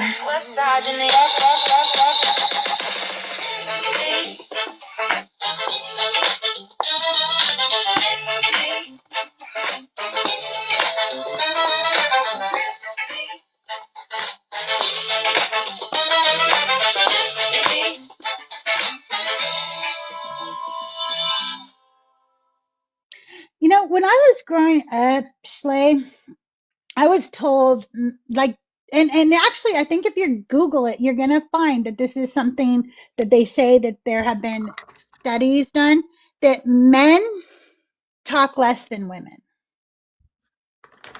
That's literally what they say.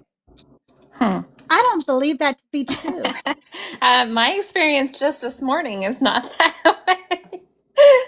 No, I think that that's a fucking lie, okay? Because first of all, whenever I'm in a room where there are men and women, it is men dominating the conversation. Dominating the conversation.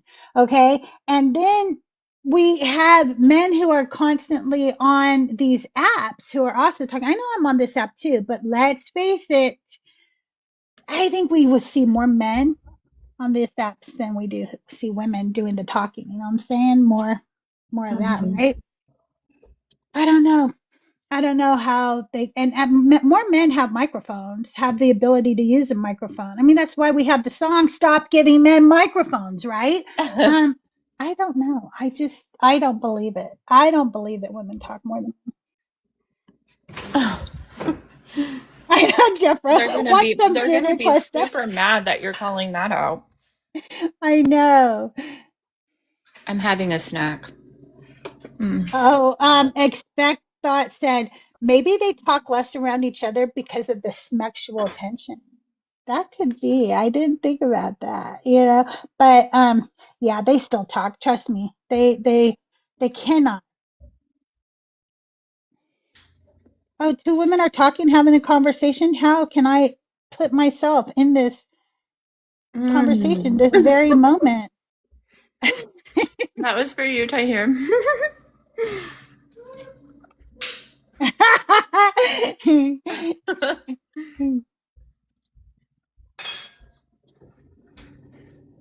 Hi, everybody over on the YouTube. So we still got a couple people watching over there. Oh, Good hey, to see you YouTube. this morning. If you are over on the YouTubes and you want to join the conversation, come over here to the Tiki Talkies because I don't have a way for you to call in yet. However, you guys, every time you donate, you're helping me upgrade my equipment. Unfortunately, I think I have to upgrade my phone now, so I think I have to upgrade this goal to like 1500 or something. Because I saved my dog on New Year's Eve. George is old. He's an old silky terrier, and He he made a decision, he is right? blind, and we are trying to give him some new food right now, because he's gotten a lot hungrier lately. Like he doesn't seem full after his two meals, so we're like going to add some like kibbles to his midday like lunch type of meal for him. And so he had a lot of problems with his digestion, getting used to the new food. So New Year's Eve in the middle of the night, he was like, I need to go out. And I'm like, okay, dude, I'll let you out. But it was raining really hard outside. Well, it wasn't really hard at that moment, but it was raining. It was really cold and it was raining. And it had been raining for a couple of days already. So it was pretty cold outside, very wet. And if you if you go out in the rain, he won't walk out unless you go out in the rain. Okay, so I walked out into the rain. he followed me, and then usually he'll go off and go to the bathroom, and that's what he did. He went off, so I walked back inside the house and closed the sliding glass door, and I could still watch and wait for him. And I'm looking at my phone, and all of a sudden I look up from my phone and I see my pool water moving, and I'm like, what? And I looked over, and he had fallen in the pool. And the pool water was so full that even if he had made it over to the step, which I don't know that he ever got all the way over there. I don't remember. I was panicked. He wouldn't have been able to reach it anyway. He just got little short legs, and the water was too deep with the rainwater filling it up because the pool was like almost overflowing. Poor So Doug. I just yelled for Doug, who was asleep in bed with his CPAP machine and everything. And he's like, what? And I go, ah, like he fell in the pool. And because I'm so afraid, like hypothermia on a little dog. Okay. Like that's a real fucking thing. Like it's not just about drowning. He knows how to swim, and I'm right here. I probably can get him out.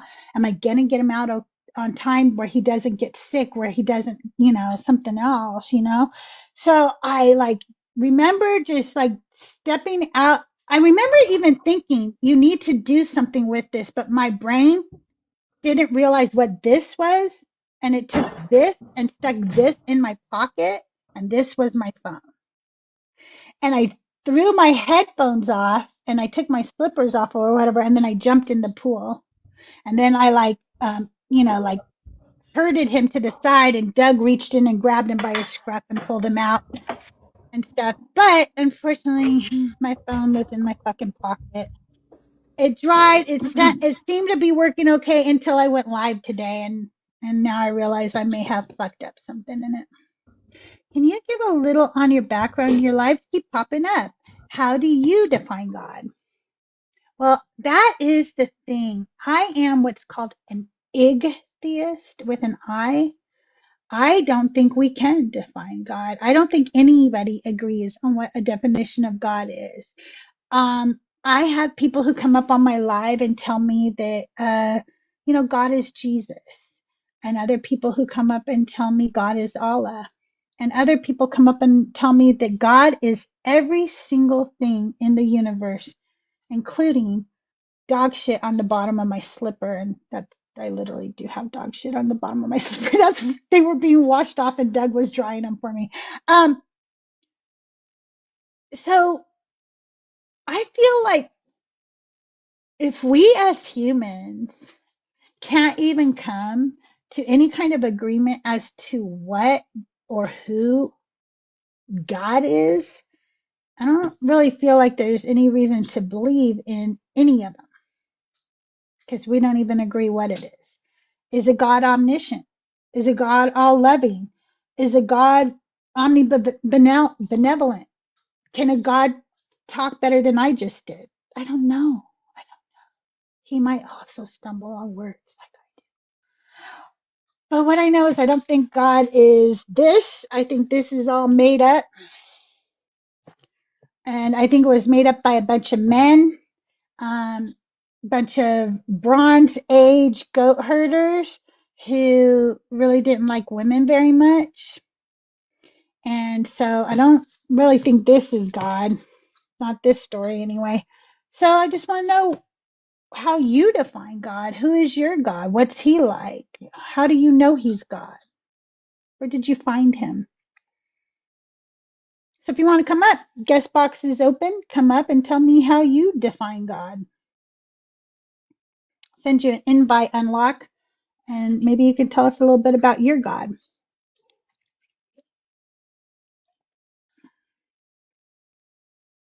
I remember the first time I heard what an igtheist was, and then how I got a little confirmation. I don't know if you guys remember Lori. There was a woman named Lori from like the UK or something, and she used to go live, and then I think she had some problems, and I don't know what happened, but she ended up blocking a bunch of people, and I really haven't seen her for a long time, so I don't know what happened. But Lori was the first person. She said, or she might have even had a backdrop that said she was an igtheist. So I looked it up, and I was like, oh, Yeah, I think that's what I think now. I'm starting to realize I don't think we really have a clear definition. And then I heard uh, Sebastian Cole Pinkbeard talk about it, and he was like, "Yeah, that's the way I think too." And then there's Jeffro, and Jeffro is a wig theist. He believes that God I has love that. fabulous hair, and that's all he fucking cares about. Okay, and that is a really good way to look at God. God with just like fabulous hair. So, atheist, I guess like the more I think about it, the more I align with that. But, it's funny how everybody demands these labels, right? And I was like, I don't know anybody in any labels. And then I was like, well, I guess I'm agnostic. That's how it started, right? That's Right. how you knew I was deconstructing because Yeah. I was like, I'm not going to say, I'm never going to be like an atheist. I could never. Uh, but I eventually was like, I guess I'm agnostic. If I had to put a label on it, I guess I'm agnostic. And then and then now I'm like, yeah, I'm an atheist. It's just easier because people want to know what you are for some Right. reason, and they don't know what an atheist is. No, I know They that. Yeah. barely understand agnostic or atheist. No, I agree with you. I agree with you. And I think that saying you're an atheist is one of the last parts of deconstructing. And in case y'all are wondering, I am an atheist. An ig-theist is an atheist. Okay. It's just a specific type of atheist, one that just doesn't find that we can define God. But I think that saying you're an atheist is really hard because atheists are demonized so much by the church, right? And so we are taught so many wrong, just totally misinformed things about what an atheist is. Like, we will hear people come up here all the time. Oh, so you worship yourself? No, that's not an atheist. So you worship Satan? Again, not an atheist. Although you can worship me, I'm just saying. Yeah, absolutely. I like really would like that if people would. Um, And yeah, and being an agnostic atheist, and I will tell you something really funny. There is a guy who is a regular in many chat rooms. Is not in mine because I blocked him a while ago. He is an atheist. And I think it was Daniel's chat of all chats. It was somebody like really nice, right? Where we're all acting nice to each other in chat, not just with the non-believers, but with everybody. Everybody's just being nice, right? So in this chat, and everybody's just being nice. And somebody said they were an agnostic atheist. And this atheist just went the fuck off on them and would not fucking leave them alone. They would just be rating this person. They were like, oh, so you're just as bad as a Christian and everything. I'm like, what are you talking about? Like, why are you going for this person? And he just was like, you're just as bad as a Christian. You're just wishy washy, da da da da da. And in this atheist mind, if you are agnostic, it's like you have one foot still in the door. He did not understand that that's not what agnostic means. He was like, it's like he felt like you're just trying to hold on a little bit or something. I don't know how to describe it. But we tried over and over again to explain to him agnostic just is a modifier for the word atheist, and it means that you don't have all the knowledge, right? I cannot say for certain there is zero gods because I literally have never studied all the gods. There are thousands. It would take me forever, right? So to say with 100% certainty that there are no gods would be vain at best. It would be arrogant. It would be ridiculous, right? Some gods literally have no power. So how, like, some gods are considered just like human or whatever. So how could I prove that that never existed? That doesn't make sense, right? So agnostic just means without knowledge. atheist means lack of belief in God. So I lack belief in God, but I do not have the knowledge to say definitively there is no gods. So why any atheist would just go fucking like wilding out in the chat because somebody said they were agnostic was just crazy to me. So that takes all kinds, I guess. Some people are very attached to their containers. Yeah, they really are. Yeah, for sure. Anyway, I see that guy still in everybody's chat, and I just I don't do anything or something because otherwise this guy is actually seems pretty cool because like he's in everybody's chat. But that one day I was just like, you gotta be kidding me. What are you losing your shit for? Like, what are you talking about? It was just crazy. Thank you, John. I hope I did that justice for you guys. Who was it? I'm not going to tell you guys who it was because what if you guys like this person? I'm just saying, after that, I personally blocked them. I did not block them as a mod. I don't block a lot of people as mods. People think that I'm like this, like really mean mod. they, they really do. I get this about me a lot that I'm some kind of dictator or something. In the fucking reality of it all, the only reason you would ever get blocked from me on any live is if you're a racist, bigot, homophobe, or a transphobe and you say that shit. You can be that, just don't say anything in the chat. If you do one of those, then that, yeah, that's gonna get you blocked, you know. But other than that, you know, you doing your caps, I might tell you not to use caps, spam. I'm gonna maybe mute you for a little bit if you spam. I'm not a block heavy person. I just don't do it. Same. Same. I actually find it really fun at this point. I think I've been conditioned to accept the spamming, you know? So it's Yeah, really funny when they think that's effective. They're just like Isaiah such and such verse, Isaiah such and such verse, like just over and over, like that's gonna do anything. I'm like, okay, go for right. it. And actually, I'm not going to say anything to you if you only spam like once or twice. I'm going to ignore it. If you repeatedly keep spamming it, then I'm going to say something because the chat is going to yell at me if I don't, right? They're going to go, mods, you know.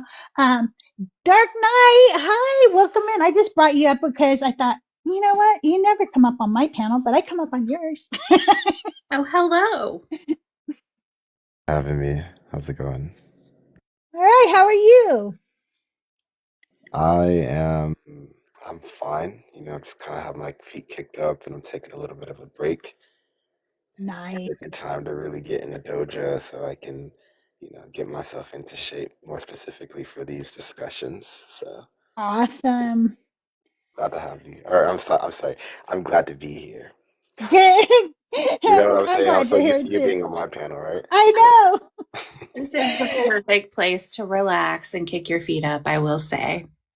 Perfect. Slay, can I tell you about the first time I ever went on Dark Knight's panel? Because it is the funniest thing to me. This is like his Do inter it. fucking induction to me. So he has the piano going and he's got Mac Lester and Jenna May and some asshole Christian. I don't even remember who it was, to be honest with you. It's probably somebody we've all seen around, but I don't remember who it was. And the Christian at some point has already pissed off Zena May and Mac Lester and Dark Knight. And they're like, we're all fucking done with them. Okay, we're done. Like this guy is just an idiot. And remember, so Dark Knight just kind of meeting me for and he goes, Crystal, do you want to talk to him? I'm like, okay, I guess, or whatever. And I don't remember very much about, like, just let's just admit, I think I went on some kind of blackout rage and I just lost my shit on the guy. And that was our first meeting. I was like, oh, hey, I'm not always like that, but maybe I am always like that. I don't know. Maybe I am. It sounds magical. I would expect nothing less. Yeah.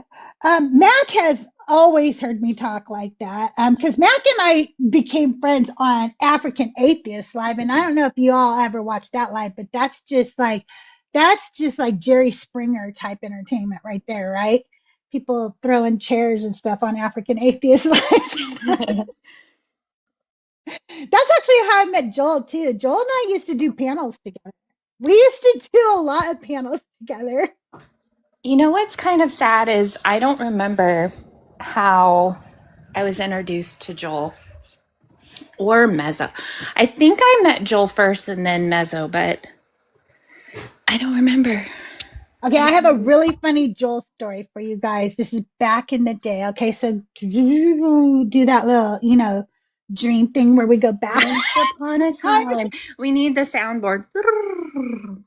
Okay, so Joel and I had done some panels together. We're starting to like know each other in chats and stuff and say hi to each other and this, that, like start to, see each other and be like, hey, there's my friend Joel. Hey, Crystal, what's up? Right. And we are both watching Thinker this one night. And and Thinker knows, well, like she knows me as somebody who's in her chat a lot. I don't know that I've ever been up there yet or anything like that, but she knows of me at this point. Okay. But and she's just like kind of found out who Joel is in the deconstruction space, but I don't think she really knows him or anything yet either. And Joel and I are joking around back and forth in chat about whatever's going up on stage, right? And we're just making little sarcastic jokes back and forth, nothing serious. At one point, one of his mods, and I'm not going to say who either, but I do remember, reprimands Joel. Okay, she reprimands Joel and for his joke, and then Joel is like nervously trying to explain, like, no, dude, I was joking because of blah, blah, blah, or whatever. And then I am trying to tell that mod, hey, wait, like, Joel's like a friendly, or whatever. But meanwhile, Thinker brings up a guest whose name is Crystal. And she says something like, so are you Joel's friend? And the woman's like, what? And it dawned on me that she thought she was me, Crystal. And like, she goes, no, I see you chatting to Joel in the comments or whatever. And she's like, what? And she like, no, what Thinker's talking about? And I'm like, uh-oh. And I told Joel, like in the comments, I think I'm in trouble by Thinker and I'm not even up on the stage or whatever. And Joel's laughing. So Joel's getting in trouble from a mod in chat for doing nothing. And I'm getting in trouble from Thinker on the panel and I'm not up there. So that was like one of our first evenings of hanging out and chat together, me and Joel. We were both getting in trouble for nothing.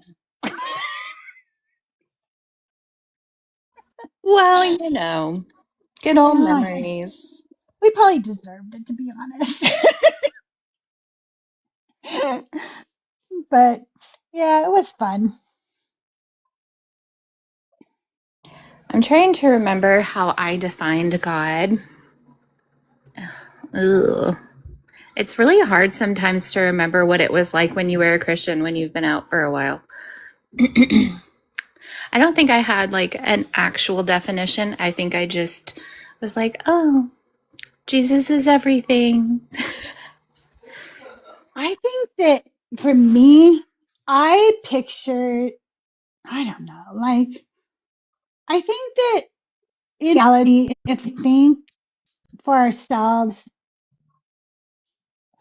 our God is those things that we find that humans lack for us, right?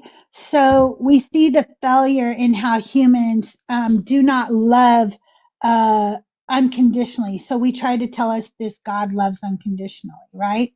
I mean, I know the Bible says something different, but that's not the way we define it when we're a Christian, right? When we're a Christian, we say, no, it's unconditional.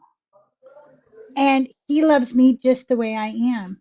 even though that's not what this says, right? We believe that he takes me as I am. We say those things, right? So to me, that's what I thought. I thought God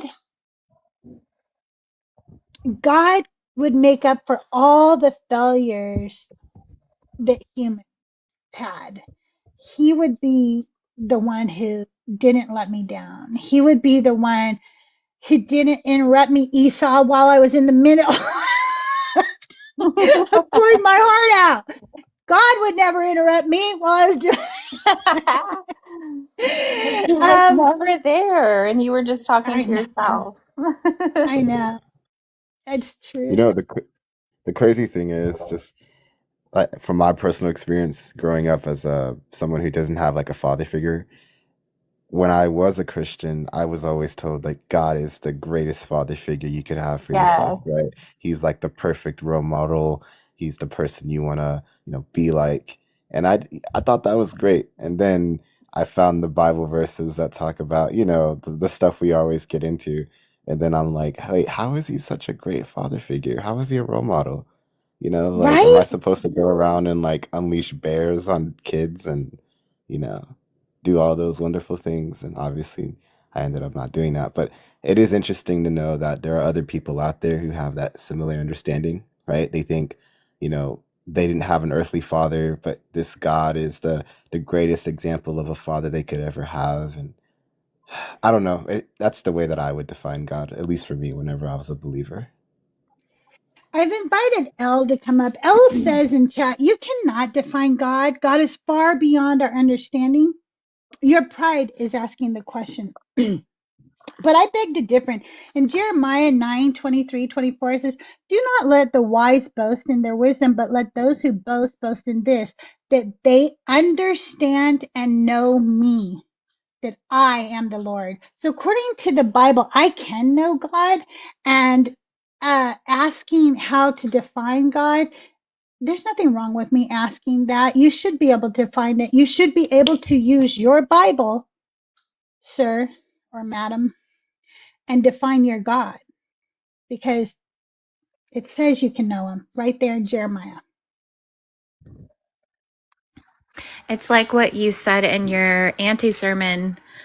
It was something about submitting and enduring and then like excusing. I totally agree with Dark about, I mean, my family was like everybody has their trauma, right? I won't get into all of that, but I was abused, and the people who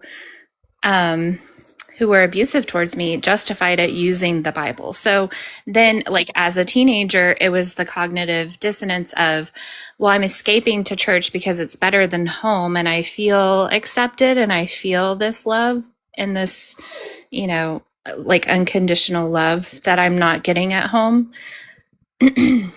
But I don't know. I also just like ignored. I never had those moments of like, oh, wow, this story doesn't make sense. What do you mean a man survived the belly of a whale? Like, Right? to me, I was just like, yeah, sure. Donkeys can talk. Yes, God Exactly. can do anything.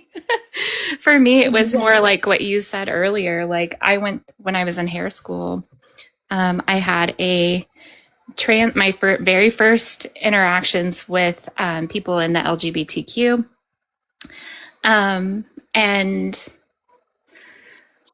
a friend that was trans. And I just, as the more I got to know those people, I was just like, oh my gosh, you're so lovely. And I just love them. But I was a Christian. So I was like, I can't justify, like, it was always breaking my brain that like in eternity, they wouldn't be able to spend eternity with me. And they're just like, oftentimes I was like, they're better people than I am, you know?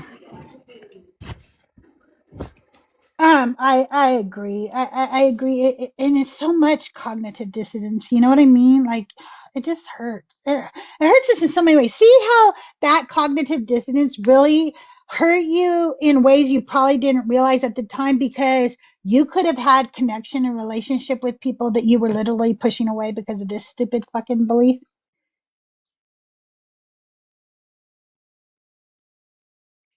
I'm gonna look up a verse really quick.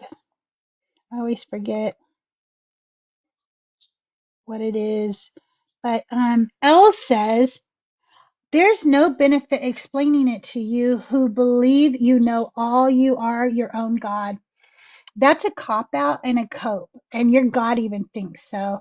If you think that you don't have to talk to people because you think that anything you say cannot reach us, then as a Christian, you are being totally sacrilegious and narcissistic because you think that it is in your power. But God tells you that it will be what he speaks through you. It won't be your power. So if you really believed in this God, you wouldn't be afraid to come up here. You would think, fuck that shit. I've got the power of the Almighty, and whatever I say coming out of me will work like magic on these guys because God is going to speak through me. It won't be my power. But let me remind you that First Peter 3:15 says, but in your heart, sanctify Christ as Lord. Always be ready to make your defense to anyone who demands from you an accounting for the hope that is in you, yet do it with gentleness and reverence. Well, you're doing it with arrogance and conceit, sir, or ma'am, whatever. God is our puppet master of our experience as chess. You are good at the game or not. Maybe. I'll come up if you don't crash out on me. I don't play by your rules, Redeem. I'll do whatever the fuck I want. If you need little rules before you come up, don't come up. Don't want you to. If you're an asshole, if you're a bigot, if you're a racist, a misogynist, any of those things, I will crash out on you. So, Al, I just proved my point that you're a chicken, that you got no, you think that this is all in your power, but you also think that God is in control. You're just full of shit, Al. You're too afraid to come up because you know that I already know more about this Bible than you do. I know more about your God than you do, and you know darn well that you couldn't stand up here for 60 seconds against me defending your God, and that scares you, and that's why you're still in the comments. Um, oh, I got some friendlies coming up. And since it's the end of Did the you see show, CBJ raid? I just no, wanted to make sure you CBJ saw. Raid, welcome in. Oh, hi, Tahir. Hi guys, good to see you and be heard by you. So this is a little off topic, but I've been kind of mulling over like hanging out in Sarah's lives the past couple of days. You have these people that come up and they say, "Well, we're not all bad or some of us are good." Like I just want to know like and I know, for my reason what I would respond, but I just would kind of like to hear you guys like, how would you address somebody saying something like that? That not all Christians are bad? Yeah. Okay, I'm going to tell you the same thing I tell JTP, who is a Christian friendly, and he actually knows I say this. I've said this to his face. I did get in trouble one time on Born Again Atheist Discord because I kind of said this stuff about JTP, and they were like, "Oh, I thought JTP was one of the cool ones. Why are you being mean?" I'm not mean.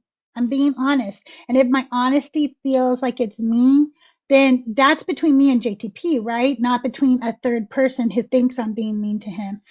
I believe wholeheartedly, and my next song is about this. It's called A Seat at the Table, okay? If you sit with Nazis, you're a Nazi. I'm going to say that again. If you sit with Nazis, you are a Nazi.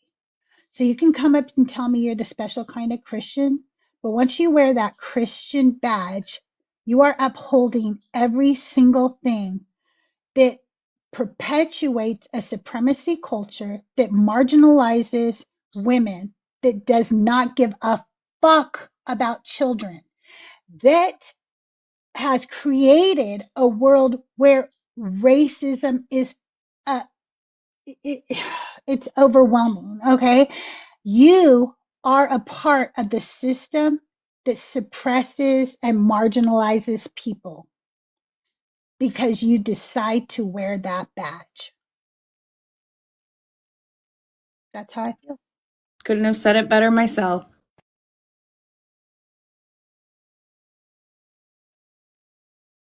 I love it that Redeem is like, host you lie, God loves women and children. No, he doesn't. There's no evidence for that. You guys, it is 1:00, and just so you know, it is actually time for me to sign off unless we meet the gift goal. So here's what I'm gonna do. We need I think I just need, I don't know, 11 more these. If you can't gift, that's okay. Only gift if you can. And we'll stay live for another hour. If not, that's okay too. I'm gonna play a song for you guys right now because I know that the Christians in chat really love my music, and it's it really helps them worship their Lord. So we're going to play a song for them. This is for all of my ladies out there. You guys, here is Ex Parte.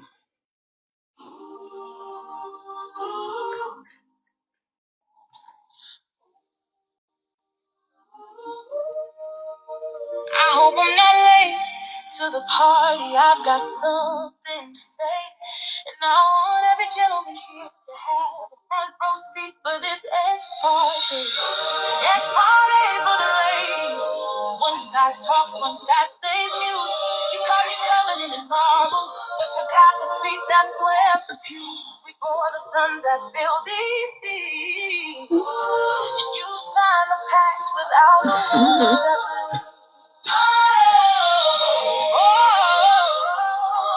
I call this person to order, heaven and earth, bear witness today. Let the record show from the God's first spring, the flame had a woman's name. Two men sat in the shade of a tree, Adam and Yahweh writing history. They needed a scapegoat, they signed the brief. From that moment on, sin's name was Eve. Leave two men alone, it's always the same. If they can't find a woman, they'll make one to blame. This is my ex-party. Not one woman, please. You created the land and try to break me. You call it Divine when the terms were deceit. Hell yeah. Oh. No woman was hurt. Trying to silence her face Her face secure. secured. The law can't bind what we didn't conceive. May the record show no woman signed.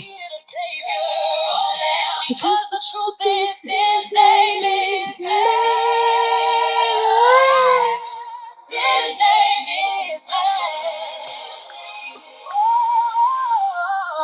In the land of Egypt, we lit the flame. Our mother's prayers, our songs unashamed. We worship the heavens, the stars, the seas. We knew the truth before their decrees.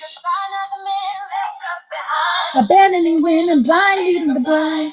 We bore the children, we kept the fire. They stood on our backs as they climbed higher. Once our rituals were pure, our hands in the earth, spirit sure. With ashen rays, they gave us no choice. But no God, no man can silence the war. May it please the court to hear my battle cry. We denounce the God, we denounce the lies. The plans were theirs, the scrolls they made. It is man's guilt and man that needs saved. Rise up now, we hold the power. It's time they bow.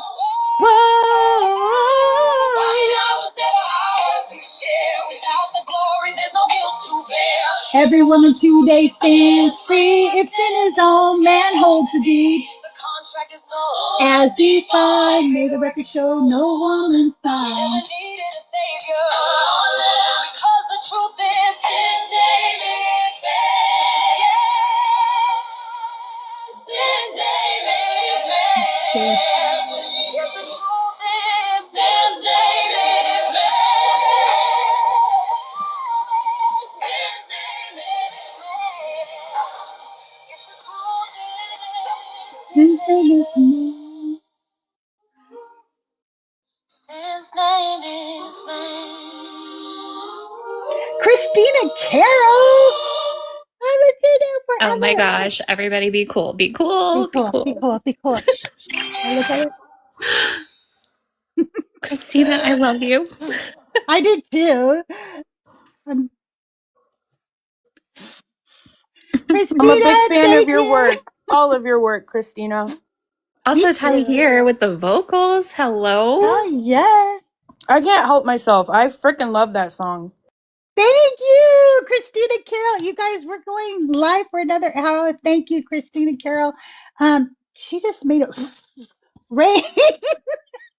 Thank you so Oh. much. I really appreciate it. And thank you to all my gifters, Christina Carroll, Ashera, Expect Thought, Interstellar, Tahir, Stella and Nova, Aaron, Queen Qualia, Fen, Mia Dudette, and Girls Gone Godless for helping us reach that goal so we could stay an extra hour today and hang out with you for a little bit longer.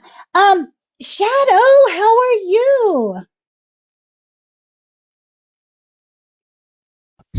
So good. Let me step outside. Give me one moment. Okay. Okay. Ah, You guys, if you aren't following Christina Carroll, do it.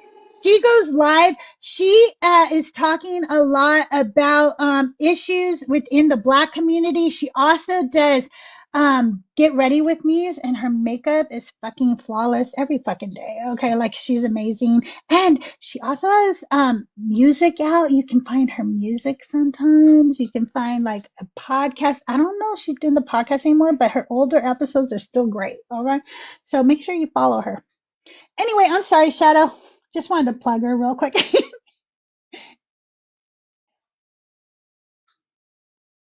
My break's coming up. I'm gonna jump back down. on the panel. Okay, bye, Tahir. Bye. I'm at work. So I only have All right, take care. oh later. Okay. But yeah. So just for those that don't know, Dark Knight is a soldier. Like he is on like the front lines. He will go into the lives of the believers, and I'm glad that he has his like live status on or something. I'll check, who's live. I'll be like, ooh, Dark Knight's gonna cook right now, and so I'll try to like catch the tail end of the conversation sometimes. So I'm like, he's pounding the pavement out here. He's like, he's the soldier. He's a soldier. It's um, true. He really is. yeah. Um, Thank you. I but appreciate yeah, that. yeah. Of course. No, it's another it's another good day. I don't know. I'm just at work, so I'm just gonna say a quick hello and then drop. But Well, thanks for thank having me, you for Crystal. being here, Shadow. I really appreciate you. And yes, Dark Knight is amazing. And he goes out there. He is on the front lines. I won't do that. I don't go to Christian lives, but if I see one of you guys on, I do pop in. I make sure, Bird, I make Brad! sure, I make sure that I, try to send a few hearts and stuff. I want the host to know that I came for them and not for the host. Mm. I used to do So, that. I used to go into Christian lives and try to make friends, and they're so mean. They didn't like me. they I are was very. successful a few times, but then I had some disturbing DMs, so I quit doing that. Oh wow, yeah. By the way, if you guys want to see my DMs from Christians, when I can, I post those in my Discord under my fan mail, and Trust but Verify is doing that on his Discord too now. So, by the way, if you read our fan mail, it's not actual fans, okay? Like that's the joke, okay? So because one time person said, these people don't seem to like you. This doesn't I'm like, oh, yeah, they don't like me. They're not my real fans, okay? But they're funny to read. They're so fucking funny. Can you give us like a preview? Maybe something Oh, kind of I could wild. my favorite one is this one. I will read it to you. It is my favorite one. Oh my This god. should be a background. Like, can you help us understand why your brother in Christ would say this? Okay, let me find it. It's kind of older. If I can't find it, I'll just tell you what he did because he is the funniest one yet. It was like a late night thing. There's so many of them. There's just so many. They really hate me.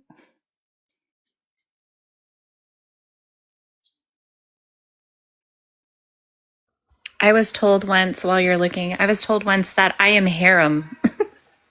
It was just a DM. You are All harem. right. I can't Period. find the exact one, so I'll just tell you what he did.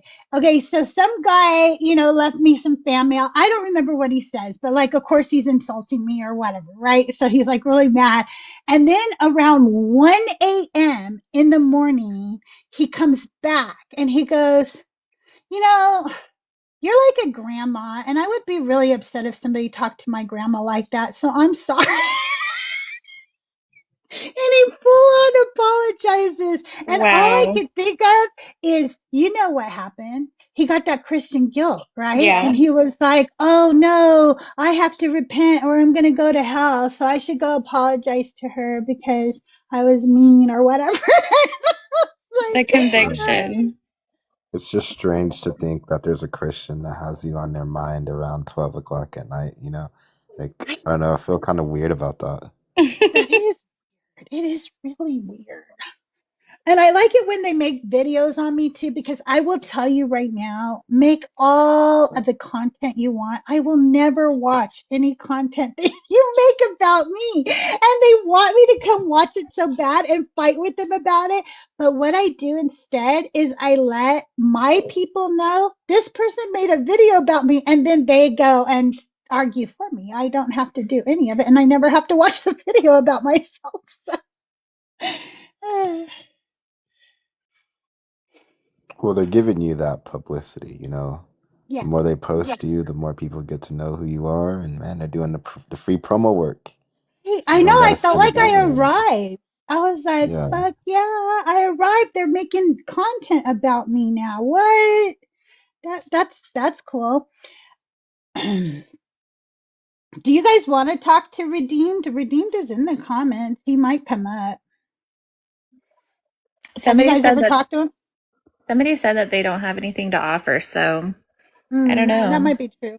But I we could can't see. invite him though, so I guess he won't be coming up Uh, unless he requests because I can't invite him.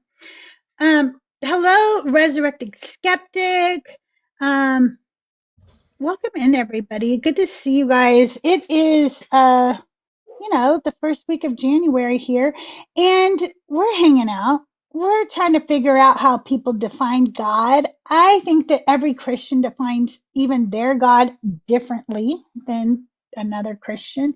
And I'll be live for about 45 more minutes. So if you are a believer of a God or gods or a higher power and you want to come up and talk to us about how you define God, come on up. If you are an ex believer and you want to talk about how you used to define God, and what you think now, you can come up and talk to us about that too. That's cool. I thought that God was my best friend. I thought I thought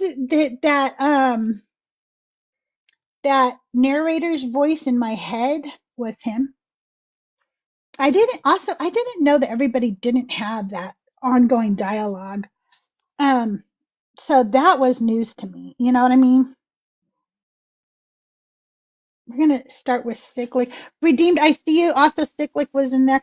Cyclic, can I get your age for TikTok purposes? Yeah, I'm 60. How are you? Okay, doing well. Are you a believer of a god or gods or a higher power? Yes, but only in philosophy and humanities, not in the natural sciences. It's just a myth. Oh, okay.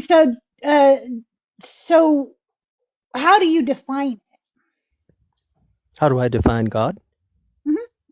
Oh, in philosophy, God is a concept created by men of an invisible deity that is typically omnipotent, omnibenevolent, etc., and that can do anything he wants, even if it breaks the rules and laws of logic.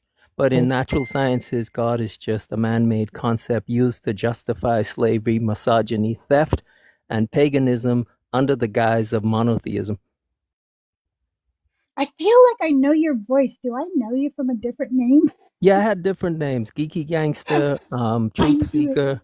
Okay, Truth Seeker. That's who I was like. Dang it! I know this voice. Oh, yeah, yeah. Yeah, I remember Truth Seeker. Good to see you. I'm going to go ahead and bring up Redeemed then because I think Yeah, that you will add to the conversation as well with Redeemed. cool. I'm going to let you guys start the conversation with Redeemed while I take a real quick break. Redeemed, welcome to the panel. Schley, would you like to go ahead and start with Redeemed? Sure. What's your name? What's your religion? How do I do this? What? What's your age and religion? Yeah, exactly. Religion? Hey, thank you for letting me up. I'm Christian. I believe the Bible. I'm over 18. What do y'all believe?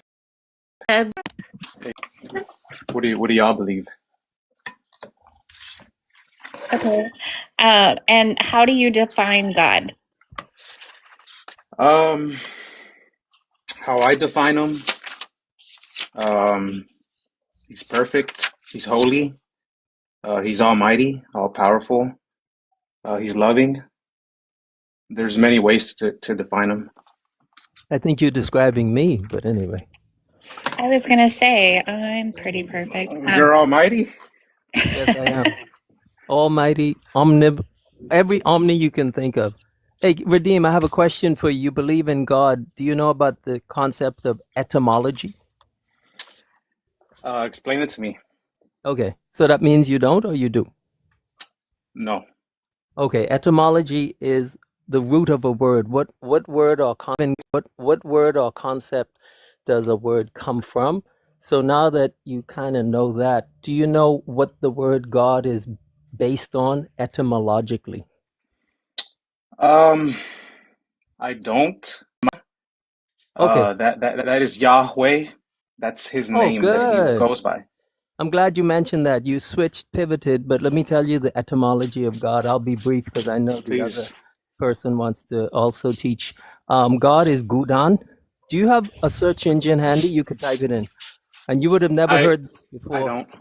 Okay, well, I'll just tell you, you could look it up later. Gudan, also Gott, G-O-T-T, and that was from Proto-Germanic culture. Another word that is Proto-Germanic is Lord, Lord, and I'll add one more, lady. Now, regarding Jehovah, can you tell us about Yahweh, what region he comes from? The Well, he's name. eternal. Yeah, but So okay, the name, the noun. Let's simplify it. Where does that noun come from? YHWH, also known as the tetragrammaton in Greek. correct. Yeah, I haven't done much study into that. Okay, I I'll tell couldn't you I this couldn't. also. Yeah, that's why you're here, to let atheists teach you so that you can maybe break free one day. Yahweh was a Canaanite deity. Do you know where the land of Canaan was? Where was it? No, I'm asking you. Um, I couldn't pinpoint it on a map, but Okay, it let was me over near the Israel Egypt area. let me help you out. Israel, Jordan, what we call Palestine, and Syria. Now, regarding Yahweh, do you think Yahweh only came from Canaan, or was he from somewhere else? The name now, not the guy that floats in the sky. I'm sorry. What's your question? Let me get a Bible real quick. Well, you No, it can won't be show in me your your Bible question. though. That's one source. You won't be able to find this in your Bible. Yeah, I couldn't tell you the etymology of the No, I'm word beyond etymology. Yahweh. No, that's not etymology. I'm talking about the name itself that we know as YHWH didn't start in the land of Canaan. It came from outside of Canaan and then entered Canaan and then entered your lexicon through your conditioning in probably one of the thousands of Christian denominations. One final question for you. The letter J, Jesus, Jehovah, Jah, Jerusalem. Do you know what part of the world that was made in and added to the alphabet? I'm probably wrong in this, but maybe Latin. No, Latin Yeah. isn't a part of the world, though. The Latins were taught by the Etruscans, but that's another subject. It was made in Italy Oh, I thought by it was Germany. Oh, I did no, not it know was that. Italy. Okay. You're not bad. Italy, 500 and how many years ago? I won't even ask you. 26. So your Jesus, Jerusalem, Joshua, Jezebel, James, the son of whoever, are all erroneous, not just yours, all Christians. So, if you do more research, because I have a lot of other info and so do the other guests here, what you'll find is that we can teach. We don't preach, we teach. And one day I'm going to do a song called Teach, Don't Preach. Thanks for listening. Awesome. Where are you going? Hey, Awesome. where are you going though? Where are you going? We're not done. You can go ahead Yeah, and you're talk. not We're done? we're all still here. We can No, I talk. wasn't leaving. I just So, muted for so, other people to talk. cyclic. I understand that Jesus is a modern day name for the man that was crucified on the cross. It's more correctly said as Yeshua with letter Y. Whether I call him Jesus or Yeshua, I'm still worshiping and praising and glorifying the God that came down into earth in the form of a man and died on the cross for my sins. Whether his name is Jesus or Yeshua, I'm not denying that you continue to remain incalcitrant in the face of wisdom. That is clear. I also worship Spider Man. Rest in peace, Stan Lee. So we're on the same page. The only problem is I know Spider Man is a fantasy. Religion is the only subject where a person can be a scholar, professor, teach another person, and the other person who's the student with the crayon will raise their hand and say, well, I still believe 1 + 1 = 5 in the decimal system. So I'll leave you now to someone else who would like to experiment to see if they can get into your central nervous system with some wisdom. okay?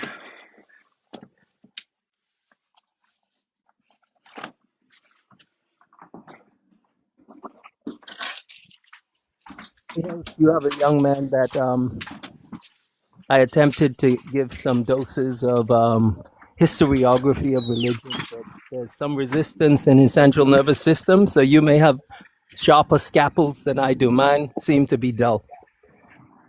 Where are you from? I like your accent. It doesn't sound American. What is it like? Where's it from? Well, I am American, but I was schooled in various regions, so my accent and enunciation are slightly different. But it's a top secret location because I'm a top secret guy. Well, If I tell cyclic. you, if I tell you, you'll have to go swimming with the fishies. So, Yeah, you don't have to tell me. But cyclic. So I appreciate you teaching me this, but according to the Bible, I'm in the hand of God, and nothing will ever pluck me away. I think So I understand. So you're in the hand of a pagan polytheistic god. When children were being sacrificed, you were taught that. You were taught the letter J is also a new creation, and you were taught that you didn't know where the land of Canaan was, but still you're in the land of what you call, you know what a circular reference is? what is it? When you say that, that's a slick way to the person to answer, and then you could say, I knew. Do you know what it is? It sounds to me, I don't know, but it sounds to me like someone has told me before, like one of those outlets that you plug into itself. Um, well, you're almost on track. You're thinking of a circuit, but this is a circular reference. In other words, if I say, I read a book that says I am the greatest human in the world and I can have everyone's pizza, and you say, I don't believe you, give me your source. And I say, well, it's a book I wrote, or it's a book X that my wife wrote. Circular references are not really credible in the world of intellectual discussion, but they work well in fantasy and fables. So very often I tell people that are talking the way my mom and you are talking that we're gossiping. And when I get to that point, I usually pull back because I'm 60. I don't have much more time to gossip. I could be unalive at any point. So my time is like, nope, no time for gossiping. But thank you. It's been a really good surgery for me. Unfortunately, I don't think your insurance is going to cover the rest of the surgery. So I'm going to have to hand you off and I'm going to retire. Hi. Cyclic, Quick you always say that question. and then you stick around. I'm sorry. Redeemed Dark real Knight quick gonna talk. before I just have a question for Crystal. So this is my first time in here doing this specific topic. How do you define God? Hmm. So how does the conversation typically go when we bring up a believer and then you ask them, how do you define God? They'll And then what does the often conversation typically give lead me to? they'll give me characteristics of God that do not match the biblical, characteristics of God. They'll Sure. say something like, "Oh, well, God is all knowing," and then, like earlier, I tried to point out that he's Fair not. enough. And then they crash out usually, or I do because they'll say Okay. something. Yeah. Basically, Okay. Well, what Redeemed already did. yeah, I was about to say he did that earlier. He did list a few things, and so maybe we can kind of get into that. Redeem, do you want Okay. to repeat yourself? You named a few ways you define God. Maybe you could start over. Yeah, and I do want to thank the host for letting me up here and letting me talk to other guests. And I would love to Mhm. talk to you as well. I really do appreciate you letting me up. Well, no problem. So, what were some of the characteristics that you said while I was away? So some of the characteristics that define God is He's perfect.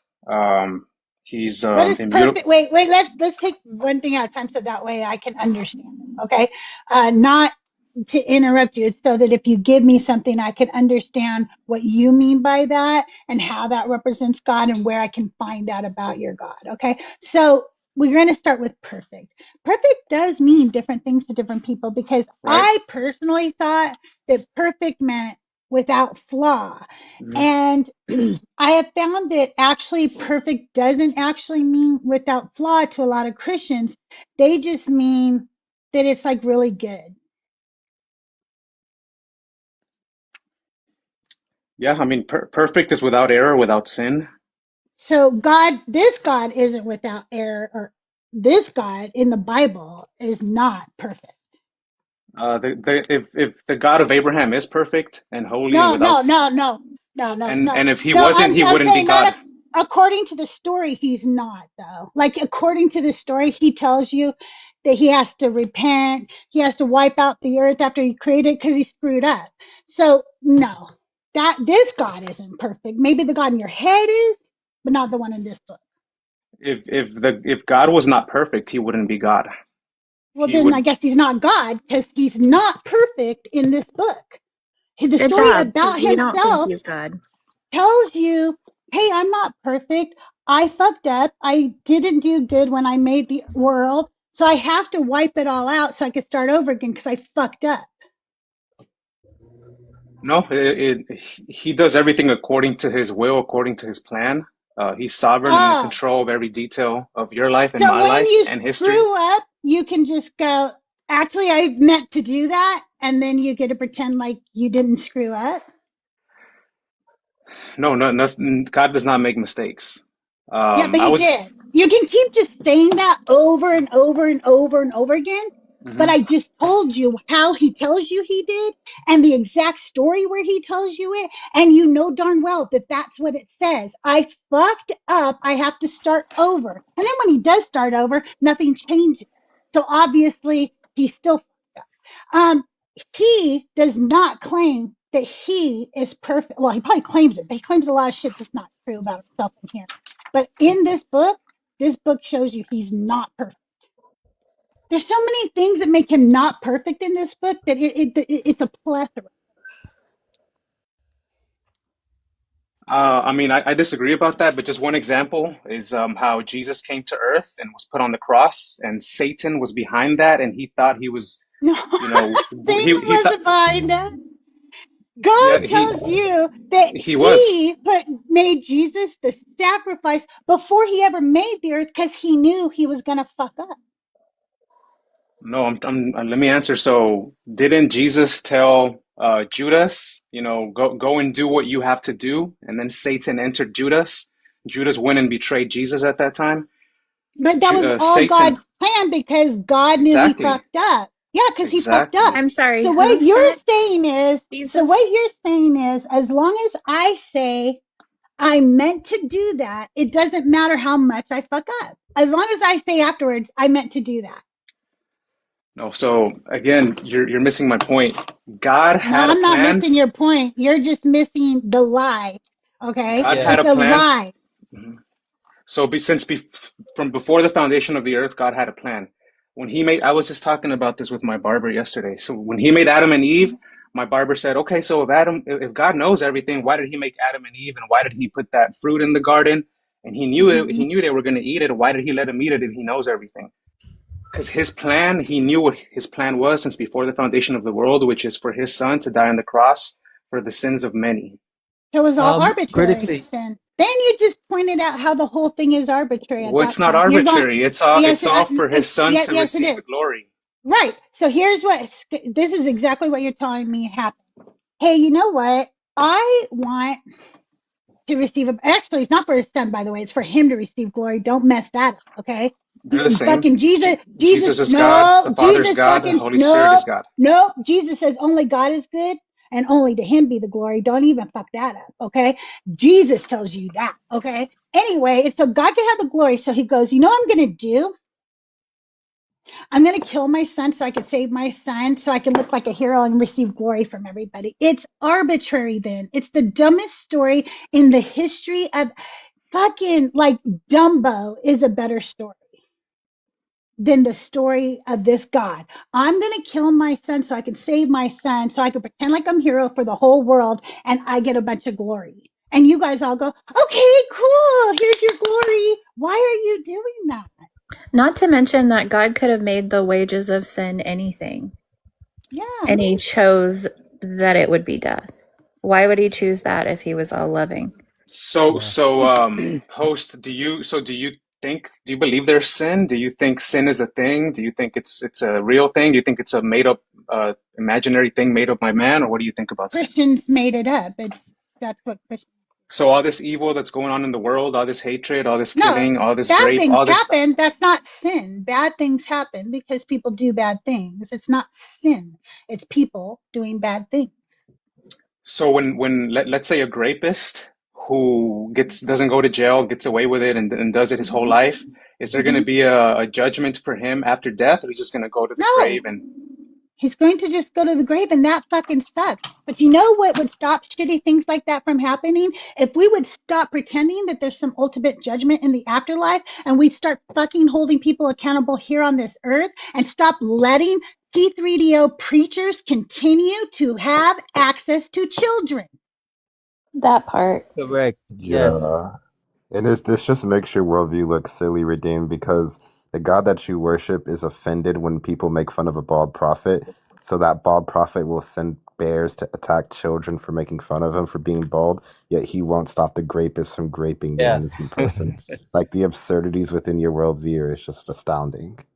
And There's let me tons of quickly them. add, great point. Let me quickly add the Germanic side. This sin word is a Germanic, Proto-Germanic. I tell you, those Germans, they're all up in Christianity. And also what the gentleman is doing, the believer, is called eisegesis. There's exegesis and eisegesis. And exegesis is when a believer looks at the scriptures and says what they think the person was saying explicitly. Eisegesis is they come up here and give all kinds of speculation, which would put them in the category of prophet. So just wanted to clarify that. Thanks. I think I'm interpreting the scriptures correctly according to what they mean to say, not according to what I want them to say. And then also, Darknet, you said that my worldview is absurd. I would ask Yeah. you, what's your worldview? Yeah, so I'm a skeptic. I'm also an agnostic. So Can you define that more? Like by agnostic, you mean, yeah, so I suspend judgment on whether or not there is a God. what do you mean by suspend judgment? Does it mean you I, don't I know or don't you I don't don't take care? I don't take a position. So you're neutral. If you want to define it as neutral, that's fine. Sure. Okay, so where do you think we came from? Do you think we came from the Big Bang? Do you think we evolved from monkeys? Where do you think we came from? That one always cracks me up. When are you guys going to quit saying Yeah, monkeys and monkeys. elevate your Primates, argument? apes. Redeemed, elevate your argument so you don't sound ignorant on the get, okay? When you come up here, go, I actually need to sound like I know what I'm talking about, so I'm not going to use stupid things that Christians have said for years that make us get laughed at and mocked. I'm going to come up and at least say something intelligent. So do you think we came from abiogenesis? Okay, there. That's what you say instead of monkeys, okay? Thanks for that. I'm not a scholar by any means, but Well, abiogenesis, what you is don't that? have to be a scholar to know that nobody thinks we came from monkeys, okay? You don't need to be a scholar to know that. Okay, well, Abiogenesis means that life uh, came from non-life. Non-organic life and Thank yeah. you. Non-organic abiogenesis. would be a better way to say. And it's a Exactly. real thing, but what happens is believers do circular references and the prefrontal cortex of their brain isn't often activated. So what's activated is the limbic system.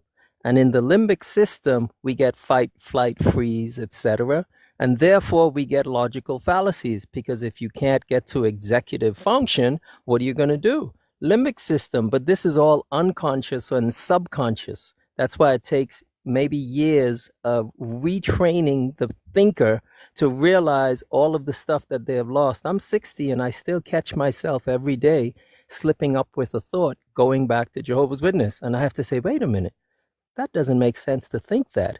Why did that occur in my mind? Then I reflect and catch it. It's very difficult, as you will see. No matter what we tell him for now, I don't think it's going to get through. However, maybe in 6 months, 5 years, it may hit him if he's open-minded and humble.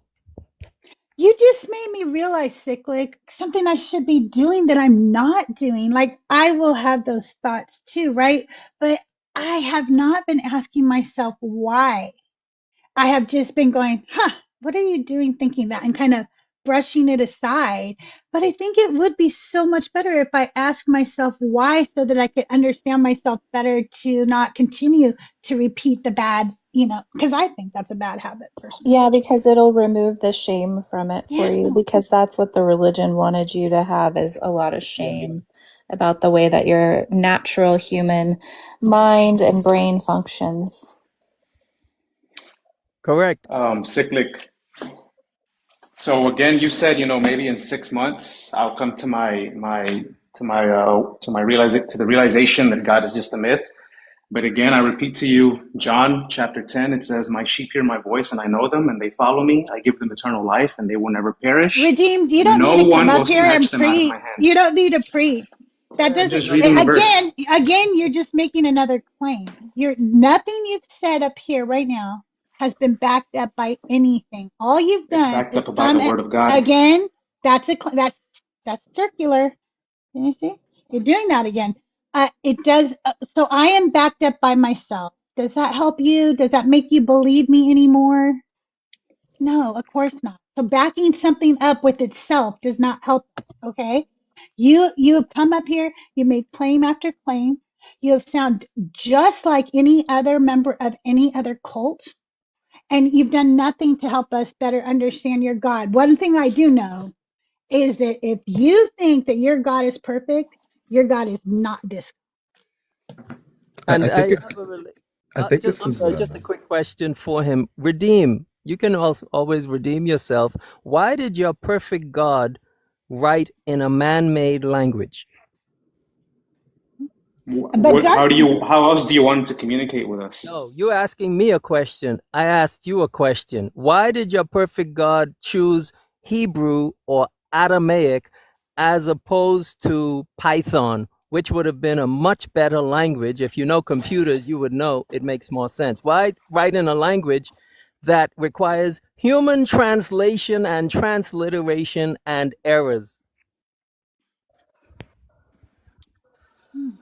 I don't understand your question. Okay. Why did God choose the Hebrew language? Why did God choose Abraham? Why did God choose a small people to bring in his savior Redeem, through?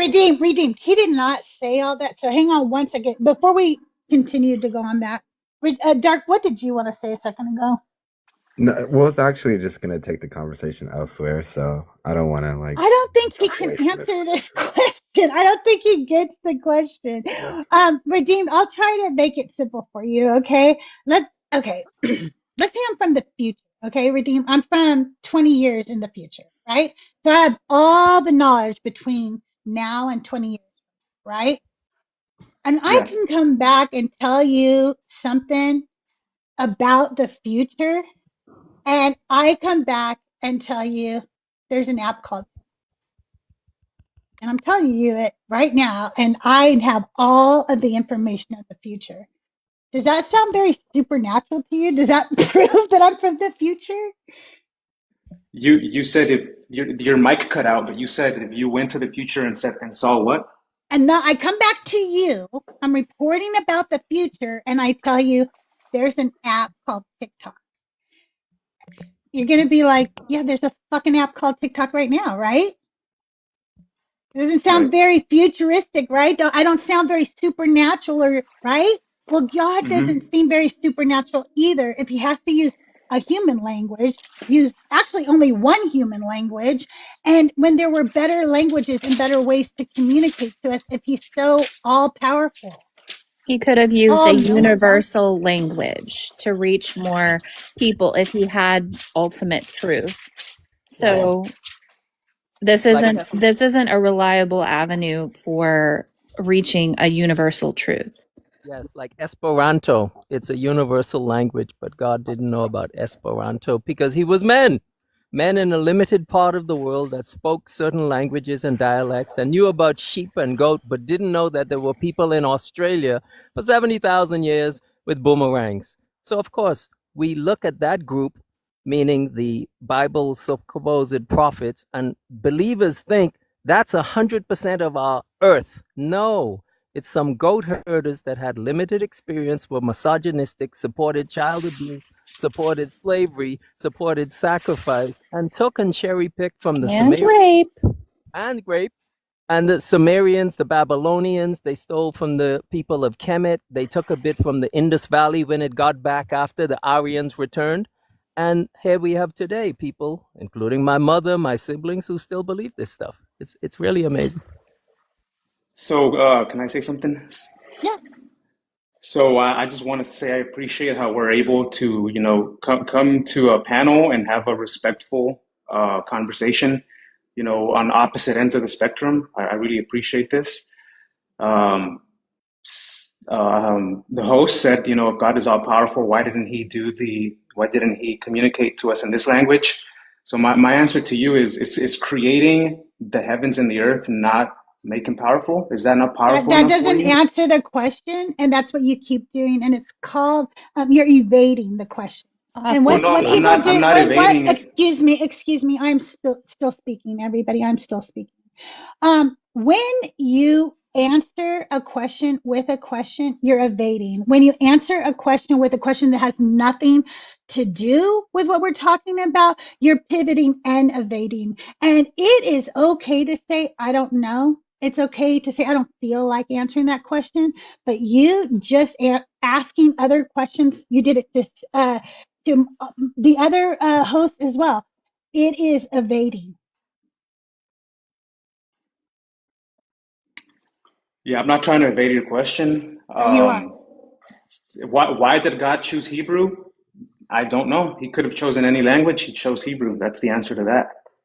Yeah, that There was you my go. point in asking the question. If he could have chosen another language, Python is a better language. So you got the example from the host. God could go 20 years. Well, he could have gone 20 million years if he had the power you say he had.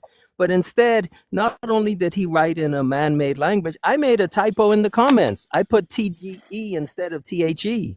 Imagine humans writing all this stuff. They made mistakes. They had transliteration problems, translation problems, and then we got King James. But it's hard for people to fathom. Men made this stuff up to control and manipulate women, children, and groups that they wanted to conquer. Yeah, I think religion, just like many other things, have been used to manipulate weak-minded people or even strong-minded people. So I'm not disagreeing with that.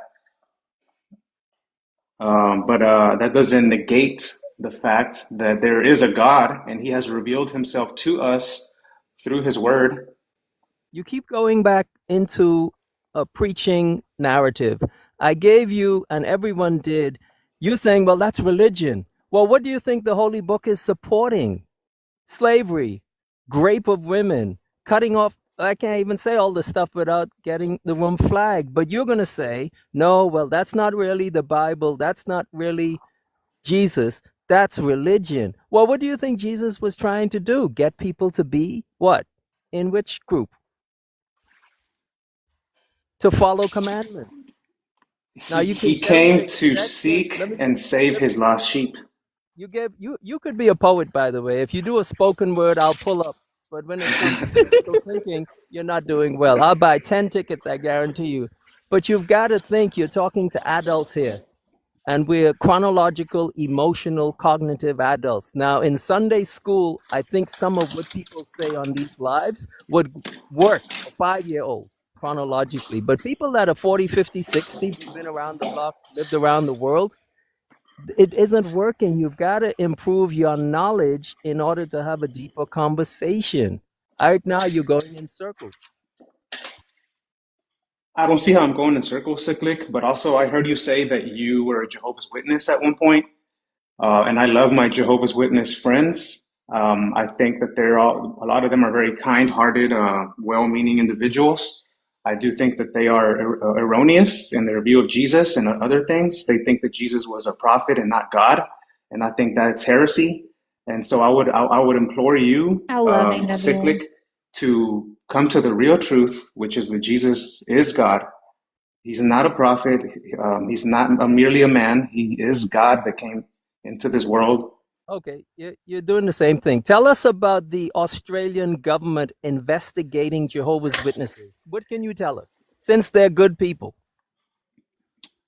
I don't follow Jehovah's Witnesses too That's much. not what I'm asking. I don't know what their current standing is in the Okay, world. so why would you tell an audience of people who have children to protect against the pedophiles that they're good people? Let me quickly tell you, they were investigated by the Australian government for high crimes against children in the bedroom, etc. I know that I saw and we experienced as children in the group a lot of that type of abuse, right?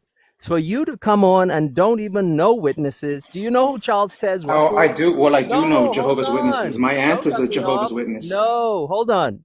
See, no empathy for victims. You notice what he did, right? Someone Yep. just mentioned child abuse. He ignored all of that and went right to, well, I'm going to defend him. Who was Charles Tez Russell?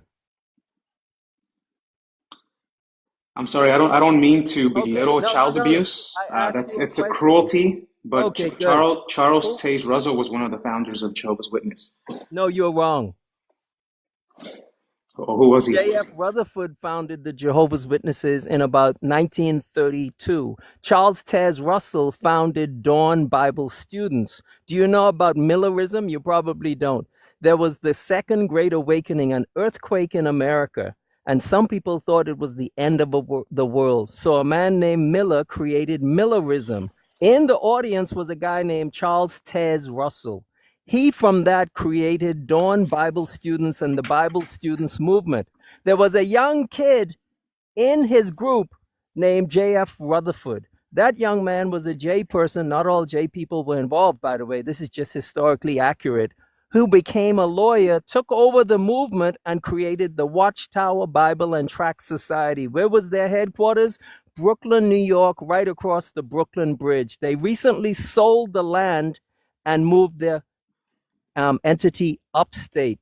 I could go on about witnesses for years, but I don't think it would matter to you because you're about to tell me something good about your God. Here we go.